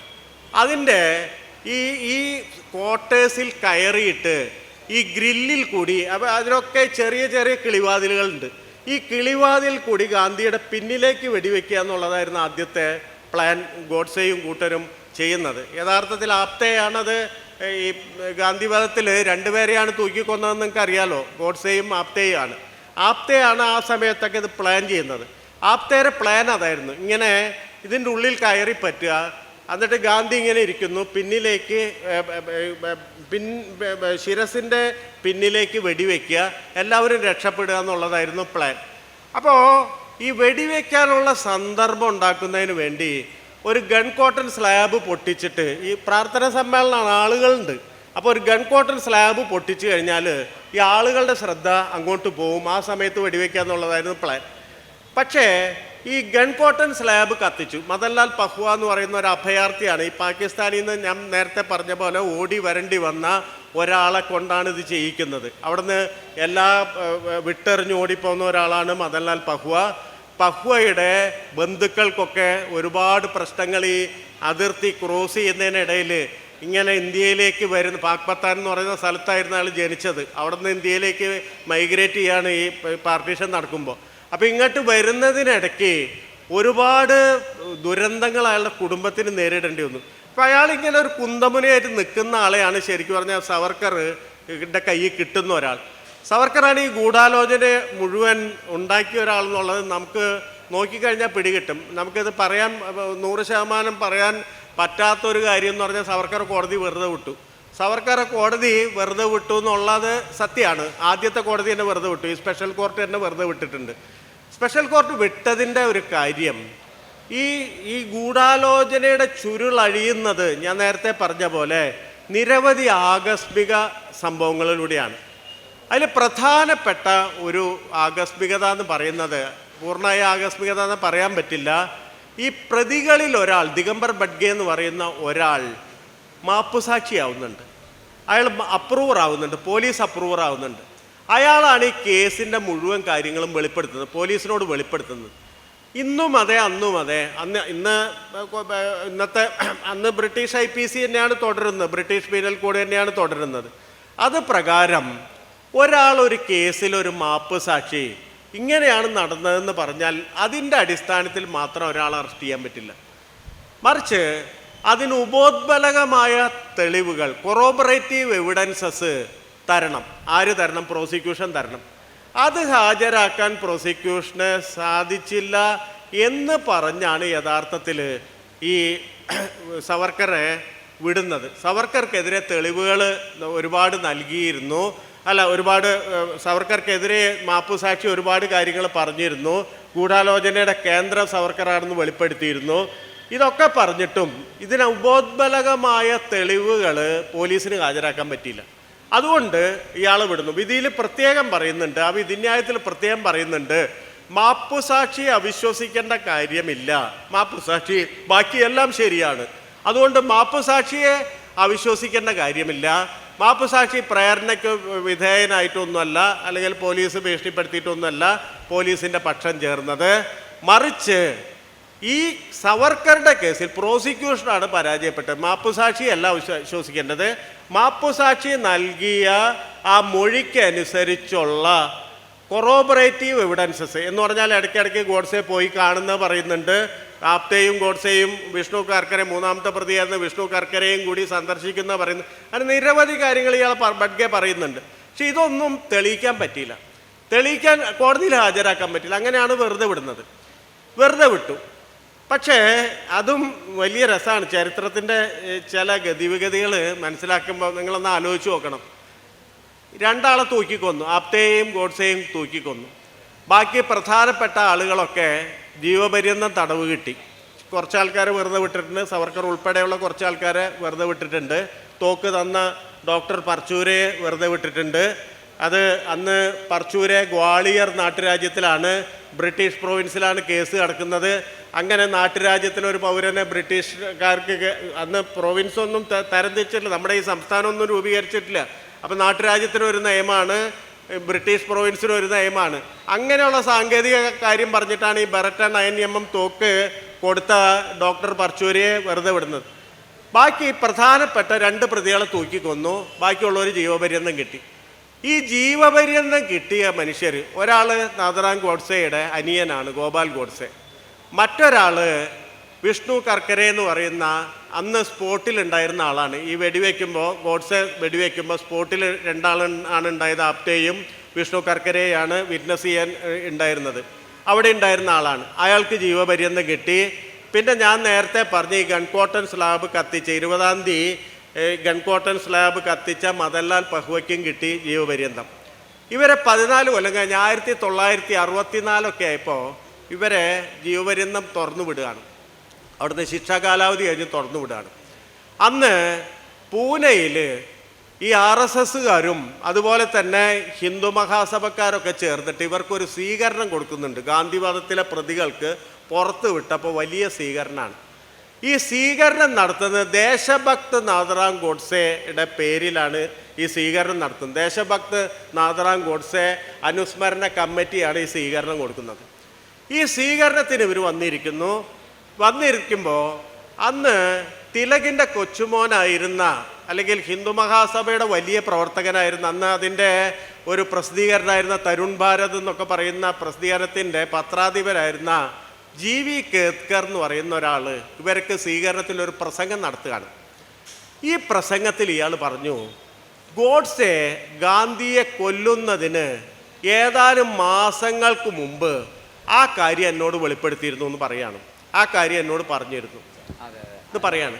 ഇത് കേട്ടപ്പോൾ അവിടെ ഇരിക്കുന്ന ഗോപാൽ ഗോഡ്സെക്ക്, പ്രതികളിൽ ഒരാളായിരുന്ന പ്രധാന പ്രതിയായിരുന്ന നാഥറാം ഗോഡ്സെയുടെ അനുജനായിരുന്ന ഗോപാൽ ഗോഡ്സെ അപ്പം തന്നെ തടയാൻ ശ്രമിക്കുന്നുണ്ട്. ഇയാളെ നിങ്ങൾ വിടുവായത്തം പറയല്ലേ എന്ന് പറഞ്ഞിട്ട് തടയാൻ ശ്രമിക്കുന്നുണ്ട്.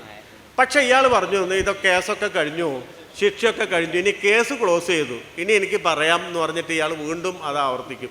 നാഥറാം ഗോഡ്സെ എന്നോട് വെളിപ്പെടുത്തിയിരുന്നു ഈ കാര്യങ്ങളൊക്കെ, ഞാൻ ഇങ്ങനെ കൊല്ലാൻ പോകുന്നുണ്ടെന്നുള്ള കാര്യമൊക്കെ പറഞ്ഞിരുന്നു എന്ന് പറഞ്ഞു. ഇത് പിറ്റേ ദിവസം എല്ലാ പത്രങ്ങളിലും അടിച്ചു വന്നു. പ്രത്യേകിച്ച് ബോംബെയിലെ പ്രധാന പത്രമായിട്ടുള്ള ടൈംസിലും, ടൈംസ് ഓഫ് ഇന്ത്യയിലും, ഇന്ത്യൻ എക്സ്പ്രസ്സിലും അത് വലിയ റിപ്പോർട്ടായി. വലിയ റിപ്പോർട്ടായതിനൊരു കാര്യം കൂടിയുണ്ട്. കാരണം ഇവർ ഒരു സാധാരണ സമ്മേളനമല്ല, ഗാന്ധിവധത്തിലെ പ്രതികൾക്ക് സ്വീകരണം കൊടുക്കുകയാണ്. സ്വീകരണം കൊടുക്കുന്നത് നാഥുറാം ഗോഡ്സെ, ദേശഭക്ത നാഥുറാം ഗോഡ്സെ അനുസ്മരണ സമിതിയുടെ ബാനറിലാണ്. അപ്പോൾ അങ്ങനെ സ്വീകരണം കൊടുക്കുന്നതിലാണ് പ്രസംഗിക്കുന്നത്. അപ്പോൾ ഇത് വലിയ തരത്തിൽ വാർത്തയായി. പാർലമെൻറ്റിൽ അന്ന് കമ്മ്യൂണിസ്റ്റ് പാർട്ടിയുടെ MP ആയിരുന്ന ഭൂപേഷ് ഗുപ്തയൊക്കെ ഏറ്റുപിടിച്ചു. വലിയ തരത്തിൽ ഇത് വീണ്ടും അന്വേഷിക്കണം എന്ന് പറഞ്ഞു. അങ്ങനെ ഇത് വീണ്ടും അന്വേഷിക്കുകയാണ്, ഗൂഢാലോചന വീണ്ടും അന്വേഷിക്കുകയാണ്. ഗാന്ധിവധത്തിലെ കേസ് തീർന്ന ഫയൽ വീണ്ടും തുറക്കുകയാണ്. ഈ തുറക്കുമ്പോൾ അതാണ് ഈ കപൂർ കമ്മീഷൻ റിപ്പോർട്ട് നമ്മൾ ഇന്ന് പറയുന്ന. ഗോപാൽ സ്വരൂപ് പാഠക് എന്ന് പറയുന്ന ഒരാളെയാണ് ആദ്യം കമ്മീഷനായിട്ട്, ഏകാംഗ കമ്മീഷനായിട്ട് നിയമിക്കുന്നത്. ഈ ഗോപാൽ സ്വരൂപ് പാഠക് പിന്നീട് ഗവർണറും മന്ത്രിയൊക്കെ ആയപ്പോൾ അദ്ദേഹത്തിന് തുടരാൻ കഴിയാതെ പോയി. ജസ്റ്റിസ് ജീവൻലാൽ കപൂർ അവിടെ വരുന്നു. ഈ കപൂർ കമ്മീഷൻ, ജീവൻലാൽ കപൂറിൻ്റെ നേതൃത്വത്തിലുള്ള കമ്മീഷൻ ഗാന്ധിവധത്തിൻ്റെ എല്ലാ തെളിവുകളും അരിച്ച് പറക്കുന്നുണ്ട്. അങ്ങനെ അരിച്ച് പറക്കുമ്പോൾ അന്ന് സവർക്കറുടെ ബോഡി ഗാർഡായിരുന്ന അപ്പ രാമചന്ദ്ര കസാർ എന്ന് പറഞ്ഞ ആളെയും സെക്രട്ടറി ആയിരുന്ന വിഷ്ണു ഡാംലെയെയും പോലീസ് ചോദ്യം ചെയ്തിട്ടുണ്ട്. പോലീസ് ചോദ്യം ചെയ്യുക മാത്രമല്ല, നേരത്തെ പറഞ്ഞ അപ്രൂവർ, മാപ്പുസാക്ഷി പറഞ്ഞ മൊഴികൾക്കനുസൃതമായിട്ടുള്ള തെളിവുകളൊക്കെ ഇവർ കൊടുത്തിട്ടുണ്ട്. പക്ഷെ അതെന്തുകൊണ്ടോ കോടതിയിലെത്തിയില്ല. അങ്ങനെയാണ് സവർക്കർ രക്ഷപ്പെടുന്നത്. ഇവർ വീണ്ടും ആ തെളിവുകൾ എടുത്തു. 69 ഈ കമ്മീഷൻ റിപ്പോർട്ട് സമർപ്പിക്കുകയാണ്. ഈ കമ്മീഷൻ റിപ്പോർട്ടിൽ ഒരേ ഒരു ഫൈൻഡിങ് ഉള്ളൂ. ഇത് ഒരുപാട് വലിയ 2 വോളിയുള്ള റിപ്പോർട്ടാണ്. ഈ 2 വോളിയങ്ങളിൽ കൂടെ കടന്നുപോയാൽ ഇന്ത്യയിലെ ഈ ഹിന്ദുത്വ കക്ഷികൾ, ഹിന്ദുത്വ ഫാസിസ്റ്റ് കക്ഷികൾ എങ്ങനെയാണ് പ്രവർത്തിക്കുന്നതെന്നുള്ള വലിയ തരത്തിലുള്ള വെളിപാട് അതിൻ്റെ ഉള്ളിലുണ്ട്. വലിയ തരത്തിലുള്ള അതിൻ്റെ യുക്തികൾ അതിൻ്റെ ഉള്ളിൽ മുഴുവനുണ്ട്. പക്ഷേ അതിൻ്റെ ഫൈൻഡിങ് ഒന്നേ ഉള്ളൂ. ഫൈൻഡിങ് ഇതാണ്: സവർക്കറും സവർക്കറൈറ്റുകളുമാണ് ഈ കൊലയ്ക്ക് പിന്നിൽ പ്രവർത്തിച്ചതെന്നാണ്. എന്ന് പറഞ്ഞാൽ സവർക്കറെ മാറ്റിയ കോടതി വിധിയിൽ വെറുതെ വിട്ടെങ്കിലും പിന്നീടുണ്ടായ കപൂർ കമ്മീഷൻ്റെ ഫൈൻഡിങ്ങിൽ സവർക്കർ ആണ് 1-ാം പ്രതിയായിട്ട് വരുന്നത്. അപ്പോൾ നിങ്ങൾക്കൊരു ചോദ്യം ചോദിക്കാം, പിന്നെ എന്തുകൊണ്ട് സവർക്കറെ അറസ്റ്റ് ചെയ്തില്ല എന്നുള്ളത്. സവർക്കർ ഇത് 69 സമർപ്പിക്കുന്നത്. 66 മരിച്ചുപോയി. സവർക്കർ മരിച്ചുപോയി എന്നുള്ളത് മാത്രമല്ല, സവർക്കർ ഈ കമ്മീഷൻ റിപ്പോർട്ട്, കമ്മീഷൻ്റെ നടപടികൾ നടന്നുകൊണ്ടിരിക്കുമ്പോൾ സവർക്കർക്ക് മനസ്സിലാവുന്നുണ്ട് ഈ പറയുന്ന തരത്തിൽ താൻ കുടുക്കിലാവും, തനിക്കെതിരെയുള്ള എല്ലാ തെളിവും വരുന്നുണ്ട്, അപ്പോഴും സവർക്കർ വലിയ സവർക്കറുടെ ജീവചരിത്രം നോക്കിക്കഴിഞ്ഞാൽ നിങ്ങൾക്ക് മനസ്സിലായി ഇത്രയും എന്താ പറയുക കുടില ബുദ്ധിയുള്ളൊരു രാഷ്ട്രീയക്കാരൻ. ഒരുപക്ഷെ ഹിറ്റ്ലർക്ക് മാത്രമേ അതുണ്ടാകും. ഹിറ്റ്ലർക്ക് മുദ്രാവാക്യം കൊടുത്ത ആളാണ്. ഹിറ്റ്ലർക്ക് മുദ്രാവാക്യം കൊടുത്ത ആളാണ് സവർക്കർ. ജർമ്മനിയിൽ ജർമ്മൻകാർ ഒരു രാഷ്ട്രവും ജൂതർ ഒരു സമുദായവുമാണ് എന്ന് പറയുന്ന ഒരു മുദ്രാവാക്യം ഹിറ്റ്ലർ ഒരു സമയത്ത് പറയുന്നുണ്ട്. ജർമ്മനിയിൽ ജർമ്മൻകാർ എന്ന് പറഞ്ഞാൽ ആര്യന്മാർ എന്ന് പറഞ്ഞ ഒരു രാഷ്ട്രമാണ്, പക്ഷെ ജൂതന്മാർ എന്ന് പറഞ്ഞ ഒരു സമുദായം മാത്രമാണെന്ന് പറയുന്നത്. ഇത് സവർക്കർ കൊടുത്താണ്. സവർക്കറാണിത് ആദ്യം കൊടുത്തത്. സവർക്കർ മറാത്തി പറഞ്ഞ വാചകം അന്ന് വോൾഷിക്കർ ബിയോബാച്ചർ എന്ന് പറയുന്ന ജർമ്മൻ പത്രത്തിൽ അടിച്ചു വന്നിട്ട് അതാണ് പിന്നെ ഹിറ്റ്ലർ റിപ്പീറ്റ് ചെയ്യുന്ന ഓർക്കണം. ഈ കുടില ബുദ്ധി എന്ത് ചെയ്തു എന്നറിയോ?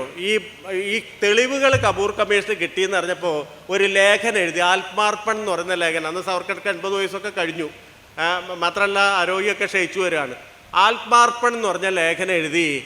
ആത്മാർപ്പൺ എന്ന് പറഞ്ഞ ലേഖനത്തിലെ പ്രധാനപ്പെട്ട ആർഗ്യുമെൻ്റ്, ഒരു മനുഷ്യൻ ഭൂമിയിൽ ജനിച്ചു കഴിഞ്ഞാൽ അയാൾക്ക് ചെയ്യാനുള്ളതൊക്കെ ചെയ്തു കഴിഞ്ഞാൽ പിന്നെ ഇങ്ങനെ കെട്ടിക്കിടക്കേണ്ട കാര്യമില്ല, എത്രയും പെട്ടെന്ന് ഭൂമി വിട്ടു പോവുക. അതാണ് അത് ഒരു മനുഷ്യരുടെ ജീവിതത്തിൻ്റെ ഒരു സ്വാഭാവിക അന്ത്യം അതാണെന്ന് പറഞ്ഞ് അയാൾ മരുന്ന് നിർത്തി, ഭക്ഷണം കഴിക്കൽ നിർത്തി, എല്ലാം നിർത്തിയിട്ട് ആത്മഹത്യ ചെയ്യാണ് ഉണ്ടായത്. ആത്മാർപ്പണം എന്നൊക്കെ വലിയ പേര് കൊടുക്കുകയാണ്. യഥാർത്ഥത്തിൽ ഈ കമ്മീഷൻ റിപ്പോർട്ട് വന്നു കഴിഞ്ഞാൽ ഇങ്ങനെ അന്നേ അൺപോപ്പുലർ ആയിരുന്നു സവർക്കർ, ഇനിയും തൻ്റെ പോപ്പുലാരിറ്റി പോകും, തൻ്റെ ചിത്രം വികൃതമാവുന്നു കണ്ടിട്ട് ആ രീതിയിൽ മരിക്കുകയാണ് ഉണ്ടായത്. അപ്പോൾ അതുകൊണ്ടാണ് പിന്നീട് സവർക്കർക്കെതിരെ ഒരു ആക്ഷൻ എടുക്കാൻ പറ്റാത്തത്. നമ്മുടെ മുന്നിലുള്ള ക്വസ്റ്റ്യൻ, ഇതിലൊരു നീതിയെ അല്ലെങ്കിൽ ഇതിലൊരു യുക്തി എങ്ങനെ തരയും? ഇപ്പോൾ സാധാരണഗതിയിലുള്ള ഒരു വലിയ നെറേറ്റീവ് എന്ന് പറഞ്ഞാൽ സവർക്കർ യുക്തിവാദിയായിരുന്നു, ഗാന്ധി വിശ്വാസിയായിരുന്നു. സവർക്കർ യുക്തിവാദിയായിരുന്നു. സവർക്കർ ദൈവത്തിലൊന്നും വിശ്വസിച്ചിരുന്നില്ല. ഈ ഹിന്ദുരാഷ്ട്രം മതത്തിൽ നിന്നൊക്കെ പറയുന്ന ആൾക്കാർ, ഇപ്പം നമ്മൾ നോക്കുമ്പോൾ സവർക്കറുടെ ചരിത്രം നോക്കുമ്പോൾ സവർക്കറുടെ ഭാര്യ മരിക്കുന്നുണ്ട്. സവർക്കർ തിരിഞ്ഞു നോക്കുന്നില്ല, എന്തുവാണെങ്കിലും ചെയ്തോ, വെട്ടിക്കണ്ടിച്ച് ഗുരു പറഞ്ഞവരെ ഏതാണ്ട് ആവാചകം പറയുന്നുണ്ട്. എവിടെ ഇട്ടോ, കാരണം ശവമാണത്, അതിന് പിന്നീട് അതൊന്നുമില്ല, സംഗതിയൊന്നുമില്ല. നമ്മൾ ഈ പറയുന്ന പശുപൂജ, ഇപ്പോൾ ഈ ഹിന്ദുത്വവാദത്തിൻ്റെ അല്ലെങ്കിൽ ഹിന്ദു ഫാസിസ്റ്റ് കക്ഷിയുടെ ഒരു പ്രധാനപ്പെട്ട അജണ്ടയാണ് ഈ ഗോസംരക്ഷണം എന്ന് പറയുന്നത്. സവർക്കർ ഒരു കാലത്തും അനുകൂലിച്ചിരുന്നില്ല. സവർക്കർ 2 പ്രധാനപ്പെട്ട ലേഖനങ്ങൾ അതിനെതിരെ എഴുതിയിരുന്നു. സവർക്കർ പറഞ്ഞത്, ഈ പശു എൻ്റെ ഉള്ളിൽ എന്താ പറയുക, ഈ പശുവിൻ്റെ ഉള്ളിൽ എല്ലാ ദേവികളും ദേവീദേവന്മാരും ഉണ്ടെന്നാണ് പറയുന്നത്. സവർക്കറുടെ സർക്കാസ്റ്റിക് ആയിട്ടുള്ള ഒരു ലേഖനമുണ്ട്. ഈ 33 കോടി ദൈവങ്ങളെ ഈ വയറ്റിൽ ഇരുത്താമെങ്കിൽ ഇത് എന്ത് വയറാണെന്നൊക്കെ ചോദിച്ചിട്ടുള്ള വലിയ അങ്ങേയറ്റം സർക്കാസ്റ്റിക് ആയിട്ടുള്ള ലേഖനമുണ്ട്. സവർക്കർ ഈ ഗോപൂജയെ എതിർക്കുമ്പോൾ സവർക്കർ മുന്നോട്ട് വെക്കുന്ന ഒരു പ്രധാനപ്പെട്ട കാര്യമുണ്ട്. എന്ന് പറഞ്ഞാൽ, നിങ്ങൾ ഏതിനെയാണോ പൂജിക്കുന്നത് അതുപോലെ ആയിത്തീരും നിങ്ങളുടെ സ്വഭാവം എന്നാണ് ശാസ്ത്രീയ തത്വം എന്നുള്ള നിലയിൽ അവതരിപ്പിക്കുന്നത്. ഈ പശു എന്ന് പറഞ്ഞ ഒരു മൃദുജീവിയാണ്, അതിന് വലിയ കൊമ്പുണ്ട്. എന്തിനാ? അത് വലിയ അലങ്കാരം മാത്രമാണ്. ആരെങ്കിലും അത് ഓടിച്ചിട്ട് കുത്തുവോ? ഇല്ല, അത് അലങ്കാരം മാത്രമാണ്. അതേസമയം അതിനാരെങ്കിലും ഓടിക്കുകയാണെങ്കിൽ ഈ കൊമ്പ് വല്ലയിടത്തും കുടുങ്ങി അതിന് ജീവനാപത്ത് പറ്റും. അപ്പം ഇത് തലയിൽ വെറും അലങ്കാരമാക്കി വെച്ചിരിക്കുകയാണ്. ഇങ്ങനെ ഒരു ജീവിയെയാണോ ഈ ഹിന്ദു സമൂഹം ആരാധിക്കേണ്ടതെന്നാണ് സവർക്കർ വയ്ക്കുന്ന ക്വസ്റ്റ്യൻ. സവർക്കർ ബദൽ വയ്ക്കുന്നുണ്ട്, നിങ്ങൾ അത്തരം ഒരു ജീവിയെ ആരാധിക്കുക, സിംഹത്തിനെ ആരാധിക്കുക. നിങ്ങൾ ആ തരത്തിൽ വലിയ വീര്യമുള്ള മനുഷ്യരാവ്. ഈ മുസ്ലിങ്ങൾ ഇപ്പോൾ അപ്പോഴും മുസ്ലിം എന്ന് പറഞ്ഞാൽ സവർക്കർക്ക് ഈ ലോകത്തെ ഏറ്റവും നികൃഷ്ടമായിട്ടുള്ള ഒരു സംഗതിയാണ്. അപ്പം മുസ്ലിങ്ങൾ ഈ ഹിന്ദുവിൻ്റെ ദൗർബല്യം മനസ്സിലാക്കിയിട്ട് അവരെ പട വരുമ്പോൾ പശുക്കളുടെ ഒരു കൂട്ടത്തെ നിർത്തും എന്നാണ് സവർക്കർ കുറേ ഹിസ്റ്റോറിക്കൽ തിസീസൊക്കെ ഉണ്ട്. ഇത് വെച്ച് കഴിഞ്ഞാൽ ഇവർ ഈ ആയുധം പിടിച്ച് നിൽക്കുന്ന ഹിന്ദുക്കൾ മുഴുവൻ താഴെയിടും. അങ്ങനെയാണ് ഈ മുസ്ലിങ്ങൾ ഇന്ത്യ പിടിച്ചെടുത്തതെന്നൊക്കെയാണ് ആ തിസീസ്. അതുകൊണ്ട് അപ്പം അങ്ങനെ വലിയ തരത്തിൽ നമ്മൾ കാണുന്ന ഈ പറഞ്ഞ ഒരു സംഗതി സവർക്കർക്കില്ല.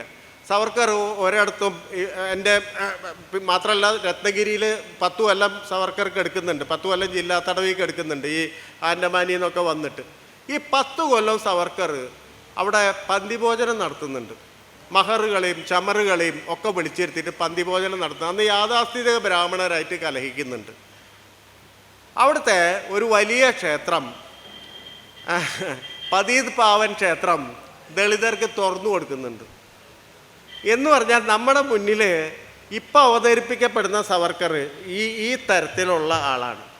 ഗാന്ധി നേരെ മറിച്ച് നിങ്ങൾ ഹിന്ദു സ്വരാജ്, ഗാന്ധിയുടെ ഏറ്റവും പ്രധാനപ്പെട്ട ഒരു മാനിഫെസ്റ്റോ എന്ന് വിളിക്കും. ഞാൻ അത് അംഗീകരിക്കാത്ത ഒരാളാണ്. ഗാന്ധി അങ്ങനെ ഇപ്പം കാൾ മാർക്സിന് ദാസ് ക്യാപിറ്റൽ പോലെ, അല്ലെങ്കിൽ ഡാർവിന് ഒറിജിൻ ഓഫ് സ്പീഷീസ് പോലെയൊക്കെ ചില ഗാന്ധിയന്മാർ ഹിന്ദു സ്വരാജ് അവതരിപ്പിക്കും. ഗാന്ധിയുടെ ജീവിതത്തിൽ ഒരു കാലത്ത് അങ്ങനെ ഒരു ഡോക്ട്രിനോ ഒരു പുസ്തകമോ ഗാന്ധിയെ മുഴുവനായിട്ട് പ്രതിനിധീകരിക്കുന്നു, ഗാന്ധിയുടെ ആശയത്തെ പ്രതിനിധീകരിക്കുന്നു എന്നൊന്നും പറയാൻ പറ്റില്ല. അത് മറ്റൊരു കാര്യം. ഹിന്ദ് സ്വരാജിലാകെ നമുക്ക് കിട്ടുന്ന രണ്ട് കാര്യം, ഗാന്ധി ഉറച്ചു നിന്ന രണ്ട് കാര്യങ്ങളുണ്ട് ജീവിതത്തിലുടനീളം. അത് രണ്ട് ഹിന്ദ് സ്വരാജിലുണ്ട്. ഒന്ന് നോൺ വയലൻസ് എന്ന് പറയുന്ന സംഗതിയാണ്. നിങ്ങൾ അഹിംസ എന്ന് പറയുന്ന സംഗതിയാണ് ഈ ഏറ്റവും പ്രധാനപ്പെട്ട മാതൃക. അത് സംവാദ മാതൃകയാണ്, പൊളിറ്റിക്കൽ രാഷ്ട്രീയ മാതൃകയാണ്, അല്ലെങ്കിൽ സാമൂഹ്യമായിട്ടുള്ള എല്ലാ ഇടപാടുകളുടെയും ഏറ്റവും ആത്യന്തികമായ മാതൃക എന്ന് പറഞ്ഞാൽ നോൺ വയലൻസ് ആണ്. ആ കാര്യത്തിൽ ഉറച്ചു വിശ്വസിക്കുന്നുണ്ട്. രണ്ടാമത്തത്, ഇന്ത്യ എന്ന് പറഞ്ഞാൽ ഈ പറയുന്ന തരത്തിൽ മജോറിറ്റിയും മൈനോറിറ്റിയും തമ്മിലൊരു ഇക്വേഷൻ ഉറപ്പായിട്ട് വേണമെന്ന് നിരന്തരമായിട്ട് പറയുന്നത് ആ കാര്യം. അതായത് ഹിന്ദു മുസ്ലിം മൈത്രി എന്ന് പറയുന്ന വലിയ ആശയവും ഹിന്ദ് സ്വരാജിലുണ്ട്. ഈ രണ്ട് കാര്യങ്ങളാണ് ഗാന്ധി ഉടനീളം ജീവിതത്തിൽ ഉടനീളം ഈ പറഞ്ഞ പോലെ അവസാനം വെടിയേറ്റ് വീഴുന്നത് വരെ മുറുക്കെ പിടിച്ചിരുന്ന കാര്യങ്ങൾ. ബാക്കി എല്ലാ കാര്യത്തിലും ഗാന്ധി ഫ്ലെക്സിബിളായിരുന്നു. ഇപ്പം ഹിന്ദ് സ്വരാജിൽ ഈ പുതിയ വൈദ്യത്തിനെതിരെ, അലോപ്പതി അന്ന് വിളിച്ചിരുന്ന, ഇന്ന് മോഡേൺ മെഡിസിൻ എന്ന് വിളിക്കുന്ന പുതിയ വൈദ്യത്തിനെതിരെ വലിയ തരത്തിലുള്ള വിമർശനമുണ്ട്. ടെക്നോളജിക്ക് ട്രെയിനൊക്കെ എതിരെയുള്ള വിമർശനമുണ്ട്. വക്കീലന്മാർ പോലത്തെ ഒരു നീതിയുടെ ഒരു സാങ്കേതിക രൂപമായിട്ട് വരുന്ന പുതിയ രൂപങ്ങളെക്കുറിച്ചുള്ള പുതിയ സങ്കല്പങ്ങളെക്കുറിച്ചുള്ള നിരന്തര വിമർശനം അതിൻ്റെ ഉള്ളിലുണ്ട്. ഇപ്പോൾ മോഡേൺ മെഡിസിനെ ഗാന്ധി എതിർക്കുന്നുണ്ട്. ഗാന്ധിയുടെ ജീവിതം നോക്കിക്കഴിഞ്ഞാൽ ആ സമയത്ത് തന്നെ 2 പ്രാവശ്യം ഓപ്പറേഷന് വിധേയരാകുന്നുണ്ട്. ഒന്ന് പൈൽസിന് ഓപ്പറേഷൻ ചെയ്യുന്നുണ്ട്, രണ്ടാമത് ഗാന്ധി അപ്പൻഡിസൈറ്റ്സ് ഓപ്പറേഷൻ നടത്തുന്നുണ്ട്. ഇത് രണ്ടും 2 പ്രധാനപ്പെട്ട ഡോക്ടർമാർ, ഒരെണ്ണം ഇന്ത്യയിൽ വെച്ചാണ് ഡോക്ടർ തലാലാണ് ചെയ്യുന്നത്, മറ്റൊന്ന് ഒരു ഇംഗ്ലീഷ് ഡോക്ടറാണ് ചെയ്യുന്നത്. അപ്പോൾ ഈ പറയുന്ന വലിയ വിമർശനം ഉന്നയിച്ച ആള് അതേസമയം ജീവൻ രക്ഷപ്പെടുത്താനായിട്ട് ഈ അലോപ്പതിയെ ഉപയോഗിക്കുന്നുണ്ട്. നിങ്ങൾക്കറിയാം, ട്രെയിനെ നിരന്തരമായിട്ട് ട്രെയിൻ ഒരു ആശയം എന്നുള്ള നിലയ്ക്ക് തീവണ്ടി എന്ന് പറയുന്ന ആശയത്തെ അങ്ങേയറ്റം എതിർത്തിരുന്ന ആളാണ് മൂപ്പര്. ഇന്ത്യ മുഴുവൻ സഞ്ചരിച്ചത് തീവണ്ടിയിലാണ്. തീവണ്ടി ഇല്ലായിരുന്നെങ്കിൽ ഗാന്ധിക്ക് സ്വാതന്ത്ര്യ സമരം നടത്താൻ പറ്റില്ലായിരുന്നു. ഇന്ത്യയെ കണ്ടെത്തിയ തീവണ്ടി മുറിയെന്നാണ് ഗോഖലെ പറയുന്നുണ്ടല്ലോ. 3ാം ക്ലാസ് വണ്ടിയിൽ സഞ്ചരിക്കുന്ന ഈ ക്ലാസ്സിൽ ഇന്ത്യയിൽ പോയി സഞ്ചരിച്ചിട്ട് വരാൻ പറഞ്ഞു. അപ്പം അങ്ങനെ നോക്കുമ്പോൾ ഗാന്ധിയുടെ ആശയങ്ങൾ ഇങ്ങനെ രണ്ടാളെയും ഈ പറയുന്ന ആൾക്കാർ ഈ ചരിത്രം മാറ്റിവെച്ച് നോക്കിക്കഴിഞ്ഞാൽ വലിയ തരത്തിലുള്ള പുരോഗമനവാദിയായിട്ട് നമുക്ക് സവർക്കറെ നിശ്ചയിക്കാൻ പറ്റും. ഗാന്ധിയല്ല, തീർച്ചയായിട്ടും അല്ല. നമ്മുടെ തത്വങ്ങൾ എടുത്തു നോക്കുകയാണെങ്കിൽ, ഈ പറയുന്ന പ്രോഗ്രസീവ്നെസ്സിൻ്റെ തത്വങ്ങൾ എടുത്തു നോക്കുകയാണെങ്കിൽ, ഈ സവർക്കർ ഇപ്പം സിനിമ വരുന്ന കാലമുണ്ട്. അത് വലിയ രസമാണ്. സിനിമ ഇന്ത്യയിൽ വരുന്നു, ഇന്ത്യയിൽ സിനിമ വലിയ തരത്തിൽ വ്യാപിക്കുന്ന ഒരു കലാരൂപം എന്ന നിലയ്ക്ക് വ്യാപിക്കുന്നു. ഫോറിൻ സിനിമകളും വരുന്നുണ്ട്. ആ സമയത്ത് ICC എന്ന് പറഞ്ഞ കമ്മിറ്റിയെ ബ്രിട്ടീഷുകാർ വെക്കുന്നുണ്ട്. ഈ സെൻസർ ബോർഡൊക്കെ ഉണ്ടാക്കാൻ വേണ്ടിയാണ്. അവർക്ക് പേടിയായി ഇത് എങ്ങനെയാണ് ഈ കലാരൂപ ആളുകളെ സംഘടിപ്പിക്കാമെന്നൊക്കെ അറിയില്ല. അതുകൊണ്ട് ICC ഇന്ത്യൻ സിനിമോട്ടോഗ്രാഫിക് കമ്മിറ്റിയെ വെക്കുന്നുണ്ട്. ഈ ഇന്ത്യൻ സിനിമോട്ടോഗ്രാഫിക് കമ്മിറ്റിയുടെ റിപ്പോർട്ടുണ്ട്. ഗാന്ധിയുടെ അടുത്ത് എന്ന് ചോദിക്കുക എന്താ സിനിമയെ പറ്റി അഭിപ്രായം. ഗാന്ധി പറഞ്ഞു, ഇത് മാഞ്ചസ്റ്റർ തുണി പോലെ എതിർക്കേണ്ട ഒരു സാധനമാണ്, ഇത് യാന്ത്രിക സൃഷ്ടിയാണ്, ഇത് കൈ കൊണ്ടുള്ള ആ വലിയ തരത്തിലുള്ള ആർട്ടിൻ്റെ അടിസ്ഥാനം എന്ന് പറഞ്ഞാൽ അത് ഹാൻഡ് മെയ്ഡ് ആണെന്നുള്ളതാണ്. ഈ ഒരുവൻ്റെ കായികത വഴി ഉണ്ടാക്കുന്നതാണ് ആർട്ട് എന്നാണ് ഗാന്ധി തുടർച്ചയായിട്ട് പറഞ്ഞത്. അപ്പം മാഞ്ചസ്റ്റർ തുണിക്ക് സമാനമായി എന്ന് പറഞ്ഞ ഒരു രാഷ്ട്രീയമായിട്ടുള്ള ഉൽപ്പന്നമായിട്ടാണ് സിനിമയെ ഗാന്ധി കാണുന്നത്. ഗാന്ധി ജീവിതത്തിൽ 2 സിനിമയെ കണ്ടിട്ടുള്ളൂ. അതിലൊരു സിനിമ മിഷൻ ടു റഷ്യ എന്ന് പറയുന്ന കാണേണ്ടി വന്നു, അത് ഒന്നും മിണ്ടിയില്ല. രണ്ടാമത്തെ സിനിമ തൻ്റെ സങ്കല്പത്തിനെ സിനിമയാക്കി. രാമരാജ്യ എന്നാണ് സിനിമയുടെ പേര്, വിജയ് ഭട്ടിൻ്റെ സിനിമ. ഗാന്ധി പറഞ്ഞാൽ 10 മിനിറ്റ് വന്നിരിക്കാം, 10-15 മിനിറ്റ് കണ്ട് ഇറങ്ങിപ്പോയി, ഒന്നും മിണ്ടിയില്ല. ഗാന്ധിയുടെ ഒരു സങ്കല്പത്തെ പ്രചരിപ്പിക്കാൻ ഉപയോഗിച്ച സിനിമ പോലും ഗാന്ധി കാണുന്നില്ല. സവർക്കർ അതേസമയം സിനിമ വരുമ്പോൾ രണ്ട് കൈയിൽ നീട്ടി സ്വാഗതം ചെയ്യുന്നുണ്ട്. അയാൾ പറയുന്നുണ്ട്, ഇത് നമ്മളെപ്പോഴും സയൻറ്റിഫിക് ആയിട്ടുള്ള നേട്ടങ്ങളെ മുഴുവൻ നമ്മൾ എടുക്കണം, നമ്മളെപ്പോഴും അത് കയറി പിടിക്കണം, നമുക്ക് വലിയ സൈന്യം ഉണ്ടാവണം, ഏറ്റവും പുതിയ ആയുധങ്ങൾ ഉണ്ടാവണം. അങ്ങനെയാണ് ഒരു ഫാസിസ്റ്റ് രാഷ്ട്രം കെട്ടിപ്പടുക്കേണ്ടതെന്ന് സവർക്കർക്ക് ഉജ്ജ്വലമായിട്ടുള്ളൊരു നോട്ടം ആ തരത്തിലുണ്ടായിരുന്നു. പക്ഷേ നിങ്ങൾ ഹിറ്റ്ലറുടെ ലെനി റീഫൻസ്റ്റാൾ എന്ന് പറയുന്ന ഒരു വലിയ സിനിമകാരിയെ പറ്റി കേട്ടിട്ടുണ്ടാവും എന്ന് വിചാരിക്കുന്നു. ലെനി ലോകത്തിലെ ഏറ്റവും വലിയ സിനിമ, അന്ന് അക്കാലത്തെ സിനിമാ സംവിധായകരോട് കിടപിടിക്കാവുന്ന അത്രയും നന്നായിട്ട് സിനിമയുടെ വ്യാകരണം അറിയാം, അതിൻ്റെ സർഗാത്മകത അറിയാം, അതിൻ്റെ സാങ്കേതികതയെ അറിയാവുന്ന ആളാണ്. ഹിറ്റ്ലർ അദ്ദേഹത്തിൻ്റെ ഒരു meeting triumph of the will എന്നുള്ള നിലയ്ക്ക് അത് ഡോക്യുമെൻ്റ് ചെയ്തിട്ട് ലെനി സിനിമയാക്കിയിട്ടുണ്ട്. എന്ന് പറഞ്ഞൊരു ചെറിയ മീറ്റിംഗ് ഈ സിനിമയിലൂടെ ഒരു ലാർജർ ദാൻ ലൈഫാക്കി കാണിക്കുകയാണ്. ആ തരത്തിൽ വലിയൊരു സംഗതി, ഹിറ്റ്ലറുടെ പ്രസംഗമൊക്കെ ഇങ്ങനെ മുഴങ്ങുന്ന തരത്തിൽ വരികയാണ്. ഒളിമ്പിയ എന്ന് പറഞ്ഞിട്ട് പിന്നെ ഒളിമ്പിക്സ്, ജർമ്മനിയിൽ നടന്ന ഒളിമ്പിക്സും ഈ ലെനി പിടിക്കുന്നുണ്ട്. ഈ ഫാസിസം തകർന്നപ്പോൾ ലെനി ആ ചരിത്രത്തിൽ നിന്നേ പുറത്തായി. ലെനിക്ക് പിന്നെ സിനിമ നിർമ്മിക്കാനോ ഒന്നും സാധിക്കാത്ത തരത്തിൽ പുറത്തായി. എന്ന് പറഞ്ഞാൽ പ്രൊപ്പഗാൻഡ മെഷീനായിട്ട് ഉപയോഗിക്കും. അപ്പോൾ സവർക്കറും അതാണ് ഉദ്ദേശിക്കുന്നത്. നിങ്ങൾക്ക് സിനിമ ഉണ്ടെങ്കിൽ നിങ്ങൾക്ക് നാളെ ഹിന്ദുത്വ ഫാസിസത്തിനെ അതിനെ ഒരു പ്രൊപ്പഗാൻഡ ചെയ്യാനുള്ള ഏറ്റവും നല്ല മീഡിയയാണ് നിങ്ങൾക്ക് കിട്ടുന്നത്. നിങ്ങൾ മിലിറ്ററൈസ് ഹിന്ദുഡം എന്ന് പറയുന്ന ആശയം കൊണ്ടുവരണമെങ്കിൽ നിങ്ങൾക്ക് ആളുകളെ സിംഹം പോലെയാക്കി മാത്രം പോരാ, നിങ്ങളുടെ കയ്യിൽ ഏറ്റവും നല്ല ആയുധം ഉണ്ടാവണം. അപ്പോൾ അതുകൊണ്ട് നിങ്ങൾ മിലിറ്ററൈസ് ഹിന്ദു, അവസാനത്തെ മുദ്രാവാക്യമുണ്ട്, ഹിന്ദുവൈസ് ഓൾ പൊളിറ്റിക്സ് ആൻഡ് മിലിറ്ററൈസ് ഹിന്ദുഡം. അതാണിപ്പോൾ ചെയ്തുകൊണ്ടിരിക്കുന്ന മോഡി. അഗ്നിവീർ പോലെയുള്ള പദ്ധതികൾ നോക്കിക്കഴിഞ്ഞപ്പോൾ കഴിഞ്ഞ ദിവസം വന്ന സൈനിക വിദ്യാലയങ്ങളുടെ കഥയൊക്കെ നോക്കിക്കഴിഞ്ഞാൽ അറിയാം, മിലിറ്ററൈസ് ഹിന്ദുഡം എന്ന് പറയുന്ന ഒരാശയമാണ്. ആ സംഗതിക്ക് സയൻറ്റിഫിക് ആയിട്ടുള്ള എല്ലാ നേട്ടങ്ങളെയും ഉപയോഗിക്കുക എന്ന് പറഞ്ഞാൽ സവർക്കറുടെ മുന്നിലുള്ളത്. അപ്പം ഞാൻ പറയുന്നത്, ഒരു രാഷ്ട്രീയത്തിൽ അല്ലെങ്കിൽ ഈ രത്നഗിരി പരീക്ഷണത്തിൽ എന്തുകൊണ്ട് സവർക്കർ ഈ ദളിതരെയും പിന്നോക്കക്കാരെയും പന്തിഭോജനത്തിൽ ഇരിക്കുന്നു, അത് അല്ലെങ്കിൽ ക്ഷേത്രപ്രവേശനത്തിൽ നിർബന്ധിക്കുന്നു? സൂക്ഷിച്ചു നോക്കിയാൽ കാണാം, സവർക്കറുടെ വലിയ ഒരു ആശയം എന്ന് പറഞ്ഞാൽ ഹിന്ദുമതത്തിൻ്റെ ഏറ്റവും പ്രശ്നം ജാതി വ്യവസ്ഥയാണ്. ഈ വ്യവസ്ഥയെ യാഥാസ്ഥിതിക ബ്രാഹ്മണർ ഈ മനുസ്മൃതിയൊക്കെ പറഞ്ഞ് നിർത്താൻ ശ്രമിക്കുന്നു. എന്ന് പറഞ്ഞാൽ ദൈവത്തിൻ്റെ ശാസനം എന്ന് പറഞ്ഞ് നിർത്താൻ ശ്രമിക്കുന്നു. ഇതൊരു നാഷൻ സ്റ്റേറ്റ് രൂപം കൊള്ളുമ്പോൾ ഒരു ദേശരാഷ്ട്രങ്ങളുടേതായിട്ടുള്ള പരിസ്ഥിതിയിൽ ഇത് ഓടില്ല, ഇത് നടക്കില്ല. കാരണം ഇതിന് മുകളിൽ വേറെ കുറേ ഡോക്ടറേറ്റ്സ്, ഭരണഘടന ഇതൊക്കെ വരികയാണ്. അവിടെ രാഷ്ട്രീയ ശക്തി ആവണമെങ്കിൽ സവർക്കറുടെ പ്രസംഗമുണ്ട്, നമ്മളാകെ 22 കോടിയാണ് അന്നത്തെ ഹിന്ദുക്കളുടെ ജനസംഖ്യ. 22 കോടിയിൽ 7 കോടി ദളിതരാണ്. ബാക്കി പിന്നോക്കക്കാരെയും കൂട്ടിക്കഴിഞ്ഞാൽ 15 കോടി അവരാണ്. പിന്നെ ബാക്കി എന്തുണ്ട്? ബ്രാഹ്മണർ, ഇത് അല്ലെങ്കിൽ സവർണർ, ന്യൂനപക്ഷമാവും. നിങ്ങളത് മനസ്സിലാക്ക്. അവിടെ വിദ്യാലയം ബ്രിട്ടീഷുകാർ തുറന്നു തുടങ്ങി. ഇനി നമ്മൾ വേദം പഠിക്കാൻ പാടില്ല, മറ്റേത് പഠിക്കാൻ പാടില്ല എന്ന് പറഞ്ഞ് നിർത്തിയിട്ട് കാര്യമില്ല, അവിടെ തുടങ്ങി. നിങ്ങൾ ഇവരെയും കൂടിയിട്ട് നമ്മൾ ഈ പറയുന്ന ഒരു ഹിന്ദു റേസ് എന്ന് പറയുന്ന ആശയം, ഹിന്ദു വംശീയത എന്ന് പറയുന്ന ആശയത്തിലേക്ക് ഇതിനെ കയറ്റിയിരുത്തുക. അതുകൊണ്ട് സവർക്കറുടെ പന്തിഭോജനം എന്ന് പറഞ്ഞാൽ ഈ മഹറി നിർത്തും, അപ്പുറത്തൊരു ഒരു മുസ്ലിമിനെ കയറ്റി തൊട്ടടുത്തിരുത്തില്ല, മുസ്ലിമിനെ ഒപ്പം ഇരുന്ന് ഭക്ഷണം കഴിക്കില്ല. അതേസമയം ദളിതർക്കും പിന്നോക്കക്കാർക്കും ഒപ്പം ഇരുന്ന് ഭക്ഷണം കഴിക്കാൻ ഒരു പ്രശ്നവും സവർക്കർക്ക് ഉണ്ടായിരുന്നില്ല. പക്ഷെ അതാണ് ഒരു ഹിന്ദുത്വ ഫാസിസത്തിൻ്റെ അല്ലെങ്കിൽ പൊളിറ്റിക്കൽ ബ്രാഹ്മണിസത്തിൻ്റെ ഒരു ഭാവി. അതിനെ മോഡേണൈസ് ചെയ്ത് മാത്രമേ കിട്ടുള്ളൂ എന്നുള്ളത് വലിയ തരത്തിൽ സവർക്കർക്ക് അറിയാമായിരുന്നു.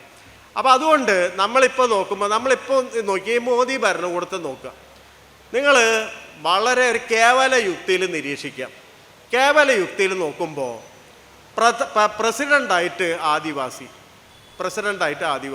ദ്രൗപദി മുർമു, പ്രധാനമന്ത്രിയായിട്ട് പിന്നോക്കക്കാരൻ OBC കാറ്റഗറിയിൽ നിന്ന് വരുന്ന ആൾ, ധനമന്ത്രിയായിട്ട് സ്ത്രീ. ഇന്ത്യയിലെ ഏതെങ്കിലും ഗവൺമെൻറ് ഇങ്ങനെ ഉണ്ടായിട്ടുണ്ടാവും? ഇന്ത്യയിൽ ഇതുവരെ ഭരിച്ച ഏതെങ്കിലും ഗവൺമെൻറ്റിനെ ഇത്ര പ്രോഗ്രസീവായിട്ട്, ബാക്കിയൊക്കെ മാറ്റി വയ്ക്കുക, രാഷ്ട്രീയമൊക്കെ മാറ്റി വയ്ക്കുക, നിങ്ങൾ ഈ ടോക്കണിസം മാത്രം നോക്കുക, റെപ്രസെൻറ്റേറ്റീവ് ആയിട്ടുള്ള പൊളിറ്റിക്സ് മാത്രം നോക്കുക. ഇങ്ങനെ ഒരു ഭരണകൂടം ഇന്ത്യയിൽ ഉണ്ടായിട്ടുണ്ടാവും? പ്രസിഡന്റ് ഏറ്റവും താഴ്ന്ന വർഗത്തിൽ നിന്ന്, പ്രധാനമന്ത്രി പിന്നോക്കത്തിൽ നിന്ന്, സ്ത്രീ എന്ന് പറയുന്ന അവഗണിക്കപ്പെട്ട വിഭാഗത്തിൽ നിന്ന് ധനമന്ത്രി. ഈ പൊളിറ്റിക്സ് സവർക്കേറിയൻ പൊളിറ്റിക്സാണ്. ഇത് ഹൈപ്പർ മാർക്കറ്റ് പൊളിറ്റിക്സാണ്. ഒരു ഹൈപ്പർ മാർക്കറ്റ് ഒരു സ്ഥലത്ത് വന്നു കഴിഞ്ഞാൽ അവിടെ പോണ്ട എന്ന് വിചാരിച്ചാലും ഒരു ദിവസം നമ്മൾ അതിൻ്റെ ഉള്ളിൽ നടുക്ക് നിൽക്കുന്നതാണ്, നമ്മൾ അതിൻ്റെ ഉള്ളിൽ കയറി നിൽക്കുന്നതാണ്. രണ്ടാമത്, ഈ ഹൈപ്പർ മാർക്കറ്റ് ചെയ്യുന്നത് എന്താണ്? ഹൈപ്പർ മാർക്കറ്റ് അതിനു മുകളിലുള്ള ആളുകളോടല്ല മത്സരിക്കുന്നത്. ഇവിടെ നാട്ടിലൊരു ഹൈപ്പർ മാർക്കറ്റ് ഉണ്ടാകുമ്പോൾ അത് അമേരിക്കയിലെ ഏതെങ്കിലും ഹൈപ്പർ മാർക്കറ്റ് ശൃംഖലയോടല്ല മത്സരിക്കുന്നത്. അത് മത്സരിക്കുന്നത് നമ്മുടെ നാട്ടിലെ ചെറുകിട സംഗതികളോടാണ്. ഇവർ വെളിച്ചെണ്ണ വില കുറച്ച് കൊടുക്കും ഒരാഴ്ച, അപ്പുറത്തെ വെളിച്ചെണ്ണ കച്ചവടക്കാരും പൂട്ടിപ്പോവും. അരി വില കുറച്ച് കൊടുക്കും, ഇപ്പുറത്തെ അരി കച്ചവടക്കാരും പൂട്ടിപ്പോവും. കുറച്ച് നാൾ കഴിയുമ്പോൾ ഇത് മാത്രമേ ഉള്ളൂ, ബാക്കിയുള്ളതൊന്നും കാണാണ്ടാവും. ഈ പൊളിറ്റിക്സാണ് ഹിന്ദുത്വ ഫാസിസ്റ്റ് പൊളിറ്റിക്സ് എന്ന് പറയുന്നത്. എന്ന് പറഞ്ഞാൽ ദ്രൗപദി മുർമുവിനെ രാഷ്ട്രപതിയാക്കി വയ്ക്കും, അവരുടെ ആദിവാസി ചരിതം എന്ന് പറയുന്നത് അവരുടെ ഉള്ളിൽ നിന്ന് മാഞ്ഞു പോവും. പിന്നോക്കക്കാരനായിട്ടുള്ള മോദിയെ പ്രധാനമന്ത്രിയാക്കി വയ്ക്കും. ഈ പിന്നോക്ക വിഭാഗത്തിൻ്റേതായിട്ടുള്ള വലിയ സ്ട്രഗിളിൻ്റെ ചരിത്രമുണ്ട് ഇന്ത്യയിൽ. അതൊന്നും ഈ മോഡിക്ക് പിന്നിൽ വയ്ക്കാൻ പറ്റില്ല. അല്ലെങ്കിൽ സ്ത്രീ വിമോചനത്തിൻ്റേതായിട്ടുള്ള വലിയ ചരിത്രം ഇന്ത്യയിലുണ്ട്. അതിനൊന്നും പ്രതിനിധാനം ചെയ്യുന്ന ഒരാളല്ല നിർമ്മലാ സീതാരാമൻ. പക്ഷേ സ്ത്രീ എന്ന് പറയുന്ന നിലയ്ക്ക് അവിടെ ഉണ്ട്. ഇങ്ങനെ ഹിസ്റ്ററി മുഴുവൻ മാറ്റിക്കഴിഞ്ഞ് ടോക്കൺസ് ആക്കുന്ന ഒരു ഹൈപ്പർ മാർക്കറ്റ് പൊളിറ്റിക്സാണ് ഹിന്ദുത്വ ഫാസിസത്തിൻ്റെ പൊളിറ്റിക്സ്. ഇതാണ് സവർക്കർ ആവിഷ്കരിച്ച ഒരു രാഷ്ട്രീയം എന്ന് പറയുന്നത്. ഇത് ആവിഷ്കരിക്കണമെങ്കിൽ നിങ്ങൾക്ക് പഴയ മനുസ്മൃതി നിന്നാൽ പോരാ. മനുസ്മൃതി സാമൂഹ്യ മേൽക്കോയ്മ കൊണ്ടുതരും. അത് കുറച്ച് കാലം നിൽക്കും, കുറച്ച് കഴിഞ്ഞാൽ പോവും. ഒരു രാഷ്ട്രീയ വ്യവസ്ഥ മാറിക്കൊണ്ടിരിക്കുമ്പോൾ അത് പോവും. അപ്പോൾ മനുസ്മൃതിയിൽ നിൽക്കാൻ പറ്റില്ല. അതുകൊണ്ട് സ്മൃതി ശ്രുതി പുരാണോക്ത എന്ന് പറയുന്ന ഒരു സങ്കല്പത്തെ സവർക്കർ ആഗിരണം ചെയ്തു. അതിനെ പുറത്തേക്ക് പ്രദർശിപ്പിക്കാൻ ആഗ്രഹിച്ചില്ല. പകരം ഈ പറയുന്ന വളരെ മോഡേണൈസ്ഡ് ആയിട്ടുള്ള ഒരു ഫാസിസ്റ്റ് പൊളിറ്റിക്സ് കൊണ്ടുവരുന്നു. ആ മോഡേണൈസ് ആയിട്ടുള്ള പൊളിറ്റിക്സ് ഏറ്റവും പുതിയ സാമ്പത്തിക സിദ്ധാന്തങ്ങളെ, കോർപ്പറേറ്റുകളെ ഒക്കെ സ്വീകരിക്കുന്നു. സയൻറ്റിഫിക് ആയിട്ടുള്ള എല്ലാ അഡ്വാൻസ്മെൻറ്റും സ്വീകരിക്കുന്നു. എന്തിനാണ് അത് സ്വീകരിക്കുന്നതെന്ന് ചോദിക്കണം. ആൾക്കാരെ നന്നാക്കാനോ ചികിത്സിക്കാനോ അല്ലെങ്കിൽ അത് ജനങ്ങൾക്കിടയിൽ ആ ജ്ഞാനം വിതരണം ചെയ്യാനോ അല്ലെങ്കിൽ ആ സാങ്കേതികത വിതരണം ചെയ്യാനോ ഒന്നുമല്ല, മറിച്ച് ശക്തിയുള്ള രാഷ്ട്രം ഉണ്ടാക്കുക. ഏറ്റവും വലിയ ബോംബ് നമ്മൾ ഉണ്ടാക്കണം, ഏറ്റവും വലിയ അണ്വായുധം നമ്മൾ ഇന്ത്യയിൽ വേണം. ഇതാണ് ഹിന്ദുത്വ. നിങ്ങൾ നോക്കൂ, വാജ്പേയി വന്നപ്പോഴാണ് ബോംബ് പൊട്ടിക്കുന്നത്. നിങ്ങൾ ഓരോന്നും നോക്കിക്കഴിഞ്ഞാൽ സവർക്കറിസം എങ്ങനെയാണ് അബ്സോർബ് ചെയ്ത് വരുന്നതെന്ന് നമുക്ക് കാണാൻ പറ്റും. അപ്പം അങ്ങനെ വരുമ്പോൾ എന്തായിരിക്കണം ഈ രാഷ്ട്രീയ രംഗത്തെ ഒരു യുക്തിപരമായിട്ടുള്ള സമീപനം എന്ന് പറയുന്ന ക്വസ്റ്റ്യൻ വളരെ പ്രധാനപ്പെട്ടാണ്. കാരണം നാളെ നമ്മൾ അഭിമുഖീകരിക്കാൻ പോകുന്നതാണ്. അവിടെയാണ് നീതി എന്ന് പറയുന്ന ഒരു സങ്കല്പം വരുന്നത്. എന്ന് പറഞ്ഞാൽ സാമൂഹിക രംഗത്തും രാഷ്ട്രീയ രംഗത്തും ജസ്റ്റിസ് എന്ന് പറയുന്ന ഒരാശയമുണ്ട്. ഈ ജസ്റ്റിസ് എന്ന് പറയുന്ന ഒരാശയം ഇപ്പം മുസ്ലിം ഹിന്ദു ഒരു പ്രശ്നം വരുന്നു. നമ്മൾ ഒരു യുക്തിവാദ സമീപനം എടുത്തിട്ട് ഈ പറഞ്ഞ പോലെ ഇത് രണ്ടിനെയും നമ്മൾ ഒരേപോലെ തള്ളിക്കളയുന്നു. ഇവിടെ ഒരു പ്രശ്നം എന്ന് പറഞ്ഞാൽ മതം എന്തെങ്കിലും ആയിക്കോട്ടെ, മതം അല്ല സമുദായം എന്ന് പറഞ്ഞാൽ. സമുദായം എന്ന് പറഞ്ഞാൽ ഒരു കൂട്ടാണ്. എൻ്റെ SSLC ബുക്കിൽ ഹിന്ദു എന്ന് ഉള്ള പേര് വന്നാൽ ഞാൻ എത്ര ഹിന്ദു മതത്തിനെ തള്ളിക്കളഞ്ഞാലും ഗവൺമെൻറ്റിൻ്റെ ദൃഷ്ടിയിൽ അല്ലെങ്കിൽ കാറ്റഗറൈസ് ചെയ്യുമ്പോൾ ഞാൻ ഹിന്ദുവാണ് എന്ന് പറഞ്ഞാൽ സമുദായത്തിൽ പെടുന്ന ആളാണ് ഞാൻ. മതപരമായിട്ട് ഇപ്പം ഞാൻ ഹിന്ദു അമ്പലത്തിൽ പോകുന്ന ആളല്ല, എനിക്ക് അങ്ങനത്തെ വിശ്വാസമില്ല. പക്ഷേ ഗവൺമെൻറ് മുഴുവൻ ഹിന്ദുക്കൾക്കായി ഒരു നിയമം കൊണ്ടുവന്നാൽ ഞാനത് പാലിച്ചേ തീരൂ. ഇതേപോലെ തന്നെയാണ് മൈനോറിറ്റി പ്രശ്നം. അപ്പോൾ സമുദായം എന്ന് പറയുന്ന ഒരു പരികല്പനയും മതം എന്ന് പറയുന്ന പരികല്പനയും രണ്ടാണത്. ആ അർത്ഥത്തിലുള്ള ആ വിഭജനം നമുക്ക് മനസ്സിലായില്ലെങ്കിൽ ഈ മൈനോറിറ്റി മെജോറിറ്റി പ്രശ്നം ഇന്ത്യയെപ്പോലുള്ള രാജ്യത്ത് നാളെ അഭിമുഖീകരിക്കാൻ വരുമ്പോൾ ഇതിലെവിടെയാണ് യുക്തി എന്ന് പറയുന്ന ഒരു ആശയത്തിൽ നമുക്ക് വലിയ തരത്തിലുള്ള ആശയക്കുഴപ്പമുണ്ടാകും. എന്ന് പറഞ്ഞാൽ നീതിയുമായി കണ്ണി ചേർക്കുന്ന ഒരു യുക്തിയാണ് രാഷ്ട്രീയ സാമ്പത്തിക മണ്ഡലങ്ങളിൽ നമ്മൾ കൊണ്ടുവരേണ്ടി വരുന്നത്. അപ്പോൾ ഗാന്ധി ഈ പറഞ്ഞ പോലെ ഗാന്ധി മതത്തെപ്പറ്റി അന്ധമായിട്ട് പല കാര്യങ്ങൾ എടുത്തു വച്ചിട്ടുണ്ട്. പക്ഷേ ആത്യന്തികമായിട്ട് ഗാന്ധി കരുതിയത് ഈ ധാർമ്മിക മൂല്യം ഉള്ള ഒരു സംഗതിയാണ് മതം എന്ന് പഠിപ്പിക്കാനാണ് നിരന്തരം ശ്രമിച്ചിട്ടുള്ളത്. ഇന്ന് നമുക്ക് അതിൻ്റെ ആവശ്യമില്ല. നമുക്കിന്ന് ഈ കവിതയിൽ പറയുന്ന പോലെ ബുദ്ധനാവാൻ ബോധിത്തണൽ വേണമെന്നില്ലെന്ന് നമുക്ക്. ഇന്നത്തെ കാലത്ത് അങ്ങനെ മതാത്മകതയിൽ ചാരി നിന്ന് മാത്രമേ ധാർമ്മികത പ്രചരിപ്പിക്കാൻ പറ്റുള്ളൂ എന്നില്ല. പക്ഷെ ആ സമയത്ത് അതൊരു വലിയ ഒരു റെലവൻസ് ഉണ്ടായിരുന്നു. ആ റെലവൻസ് വളരെ പ്രധാനപ്പെട്ടായിരുന്നു. കാരണം ഏറ്റവും അടിത്തട്ടിലുള്ള മനുഷ്യർക്ക് മതമായിട്ട് ഹുക്ക് ചെയ്തിട്ടുണ്ട് അവർ ഏതെങ്കിലും തരത്തിൽ. ഈ ഹുക്ക് ചെയ്യുമ്പോൾ അത് ധാർമ്മികതയുമായിട്ടാണ് ഹുക്ക് ചെയ്തതെന്നുള്ള അർത്ഥത്തിലുള്ള വലിയ തരത്തിലുള്ളൊരു ട്രാൻസ്ഫർമേഷനാണ് ഗാന്ധി വരുത്താൻ ശ്രമിച്ചത്. അതുകൊണ്ട് ഗാന്ധിക്ക് ഞാൻ ഹിന്ദുവാണെന്ന് പറയുമ്പോൾ ഗാന്ധിയുടെ പ്രശ്നം, ഞാൻ എൻ്റെ സഹോദരനായിട്ടുള്ള മുസ്ലിമിനോട് ഞാൻ ഹിന്ദു ആയതുകൊണ്ട് എന്ത് ചെയ്യണം, അല്ലെങ്കിൽ ആ മൈത്രി, അതാണ് എൻ്റെ ഉരകല്ലെന്ന് പറയുന്ന തരത്തിലേക്ക് അത് പോകുന്നുണ്ട്. അതുകൊണ്ടാണ് ഈ ഖാജ ഖുത്ബുദ്ദീൻ്റെ ഖബറിൽ പോണ്ടി വരുന്നത്. ഗാന്ധിയെ കൊല്ലാൻ വരുന്നുണ്ട് ഈ ഹിന്ദു മഹാസഭയുടെ പ്രവർത്തകർ. ഈ അവസാന ദിവസങ്ങളിൽ ഈ വിഭജനം പൂർത്തിയായി, ഞാൻ നിർത്തുകയാണ്, സമയമായി എന്നറിയാം. ഈ വിഭജനം കഴിഞ്ഞപ്പോൾ ആ കാര്യം കൂടി പറഞ്ഞിട്ട് നിർത്താം, നമ്മുടെ ഇന്ത്യയുടെ കഥയായതുകൊണ്ടാണ്. വിഭജനം കഴിഞ്ഞപ്പോൾ സുഹ്രവർദി, അന്ന് ബംഗാൾ ഭരിച്ചിരുന്ന സുഹ്രവർദി ജിന്നയുടെ പാർട്ടിക്കാരനാണ്, അയാൾ ബംഗ്ലാദേശിയായി, ഗാന്ധി ഇന്ത്യക്കാരനായി. തെരുവിൽ മുഴുവൻ തല്ലാണ്, തെരുവിൽ മുഴുവൻ ചോര ഒഴുക്കാണ്. ഗാന്ധി സുഹ്രവർദിയോട് വിളിച്ചു പറഞ്ഞു, ഞാൻ ഹിന്ദുവാണ്, താങ്കൾ മുസ്ലിമാണ്, ഞാൻ അർദ്ധനഗ്നനാണ്, താങ്കൾ കോട്ടൊക്കെ ഇടുന്ന ആളാണ്, ഞാൻ സസ്യാഹാരിയാണ്, താങ്കൾ മാംസാഹാരിയാണ്, ഇപ്പം നമ്മൾ രണ്ട് രാജ്യക്കാരായി, ഞാൻ ഇന്ത്യക്കാരനാണ്, നിങ്ങൾ ബംഗ്ലാദേശിയാണ്, നമുക്ക് അങ്ങോട്ടും ഇങ്ങോട്ടും കൈകൊടുത്ത് പിരിയണതിലും മുമ്പ് നമുക്കൊരു വലിയ കാര്യം ചെയ്യാനുണ്ട്. ആ വലിയ കാര്യം എന്ന് പറയുന്നത്, ഇത്തരം വ്യത്യാസങ്ങളുണ്ടെങ്കിലും ഒരു കൂരയ്ക്ക് കീഴിൽ നമുക്ക് താമസിക്കുന്നതിൽ യാതൊരു കുഴപ്പമില്ലെന്ന ആളുകളെ കാണിക്കണം. അങ്ങനെ ഇവർ രണ്ടുപേരും കൂടി താമസിക്കുകയാണ്. തെരുവിൽ മനുഷ്യർ തമ്മിൽ തല്ലുന്ന മനുഷ്യർ നോക്കുമ്പോൾ ഈ പറയുന്ന മുസ്ലിമും ഹിന്ദുവും വലിയ വ്യത്യാസങ്ങളുള്ള, ഒരു സ്ഥലത്തും സാമ്യമില്ലാത്ത രണ്ടാൾക്കാർ ഒരു കൂരയ്ക്ക് കീഴിൽ സുഖമായിട്ട് താമസിക്കുന്നു. ഇത് കാണിച്ചു കൊടുത്തിട്ടാണ് പോകുന്നത്. അവിടേക്കാണ് ഈ ഹിന്ദു വർഗീയ കക്ഷികൾ ഇടിച്ചു കയറുന്നത്. ഒരു രാത്രി ട്രക്കിന് വന്നിട്ട് ഇടിച്ചു കയറുന്നുണ്ട്. ഇടിച്ചു കയറിയിട്ട് ഗാന്ധിയെ കൊല്ലാൻ ശ്രമിക്കുന്നുണ്ട്. ഗാന്ധി എണീറ്റ് വരും. എണീറ്റ് വന്നിട്ട്, എന്നെയാണോ ഈ വൃദ്ധനെയാണോ നിങ്ങൾക്ക് ആവശ്യം എന്ന് ചോദിച്ചാൽ അവിടെ നിൽക്കുന്നുണ്ട്. പ്യാരേലാൽ ഒക്കെ എഴുതി വെച്ചിട്ടുള്ളതുകൊണ്ട് നമുക്കറിയാവുന്ന സെക്രട്ടറി ആയിരുന്ന. പിന്നത്തെ വരി, പ്യാരേലാലിൻ്റെ വരി, ഒരു ഇഷ്ടിയ കഷ്ടം ഗാന്ധിയെ തൊട്ടില്ല എന്നുള്ള മട്ടിൽ പാഞ്ഞുപോയി, ഒരു ലാത്തി ഗാന്ധിയുടെ മൂക്കിൻ്റെ പാലം തകർത്തില്ല എന്നുള്ള മട്ടിൽ ഉരഞ്ഞു പോയി എന്ന് പറയുന്നുണ്ട്. ഇവർ തിരിച്ചുപോയി 2 സ്ട്രീറ്റ് അപ്പുറം പോയിട്ട് 2 മുസ്ലിങ്ങളെ, പാവപ്പെട്ട മുസ്ലിങ്ങളെ വെട്ടിക്കണ്ടിച്ചിട്ടിട്ടാണ് പോകുന്നത്. കൺസ്ട്രക്ഷൻ വർക്കേഴ്സ്, പട്ടിണി പാവങ്ങൾ, വസ്ത്രം പോലുമില്ല, കീറിപ്പറഞ്ഞ വസ്ത്രങ്ങൾ ഇട്ടിട്ടുള്ള മനുഷ്യർ, ഇവരെ കൊന്നിട്ടിട്ട് പോകുന്നു. ആ രാത്രി ഗാന്ധി ഓടിച്ചെല്ലുന്നുണ്ട് അവിടേക്ക്. ഓടിച്ചെല്ലുമ്പോൾ കുറച്ച് രക്തം ഇങ്ങനെ തളം കെട്ടിയിട്ടുണ്ട്. ആകെ ഇത്തിരി രക്തം, വൈലോപ്പിള്ളിയുടെ കവിത പറയുന്ന പോലെ ഇത്തിരി മാത്രം രക്തമല്ലേ ശരീരത്തിൽ, ഇത്തിരി മാത്രം രക്തം കെടുക്കുന്നുണ്ട്. ഈ വിശാലമായ ആകാശത്തിൽ നമ്മൾ ഈ ബംഗാളി നോവലൊക്കെ വായിക്കുമ്പോൾ, വിഭൂതിഭൂഷണിൻ്റെയും അതുപോലെ തന്നെ താരാശങ്കർ ബാനർജിയുടെ ഒക്കെ നോവൽ വായിക്കുമ്പോൾ, ഞാൻ ചെറുപ്പത്തിൽ വായിക്കുമ്പോൾ എന്നെ ഏറ്റവും കൂടുതൽ ഇങ്ങനെ പിടിച്ചു നിർത്ത ബംഗാളിയുടെ ഒരു ഗ്രാമീണ പ്രകൃതിയുണ്ട്.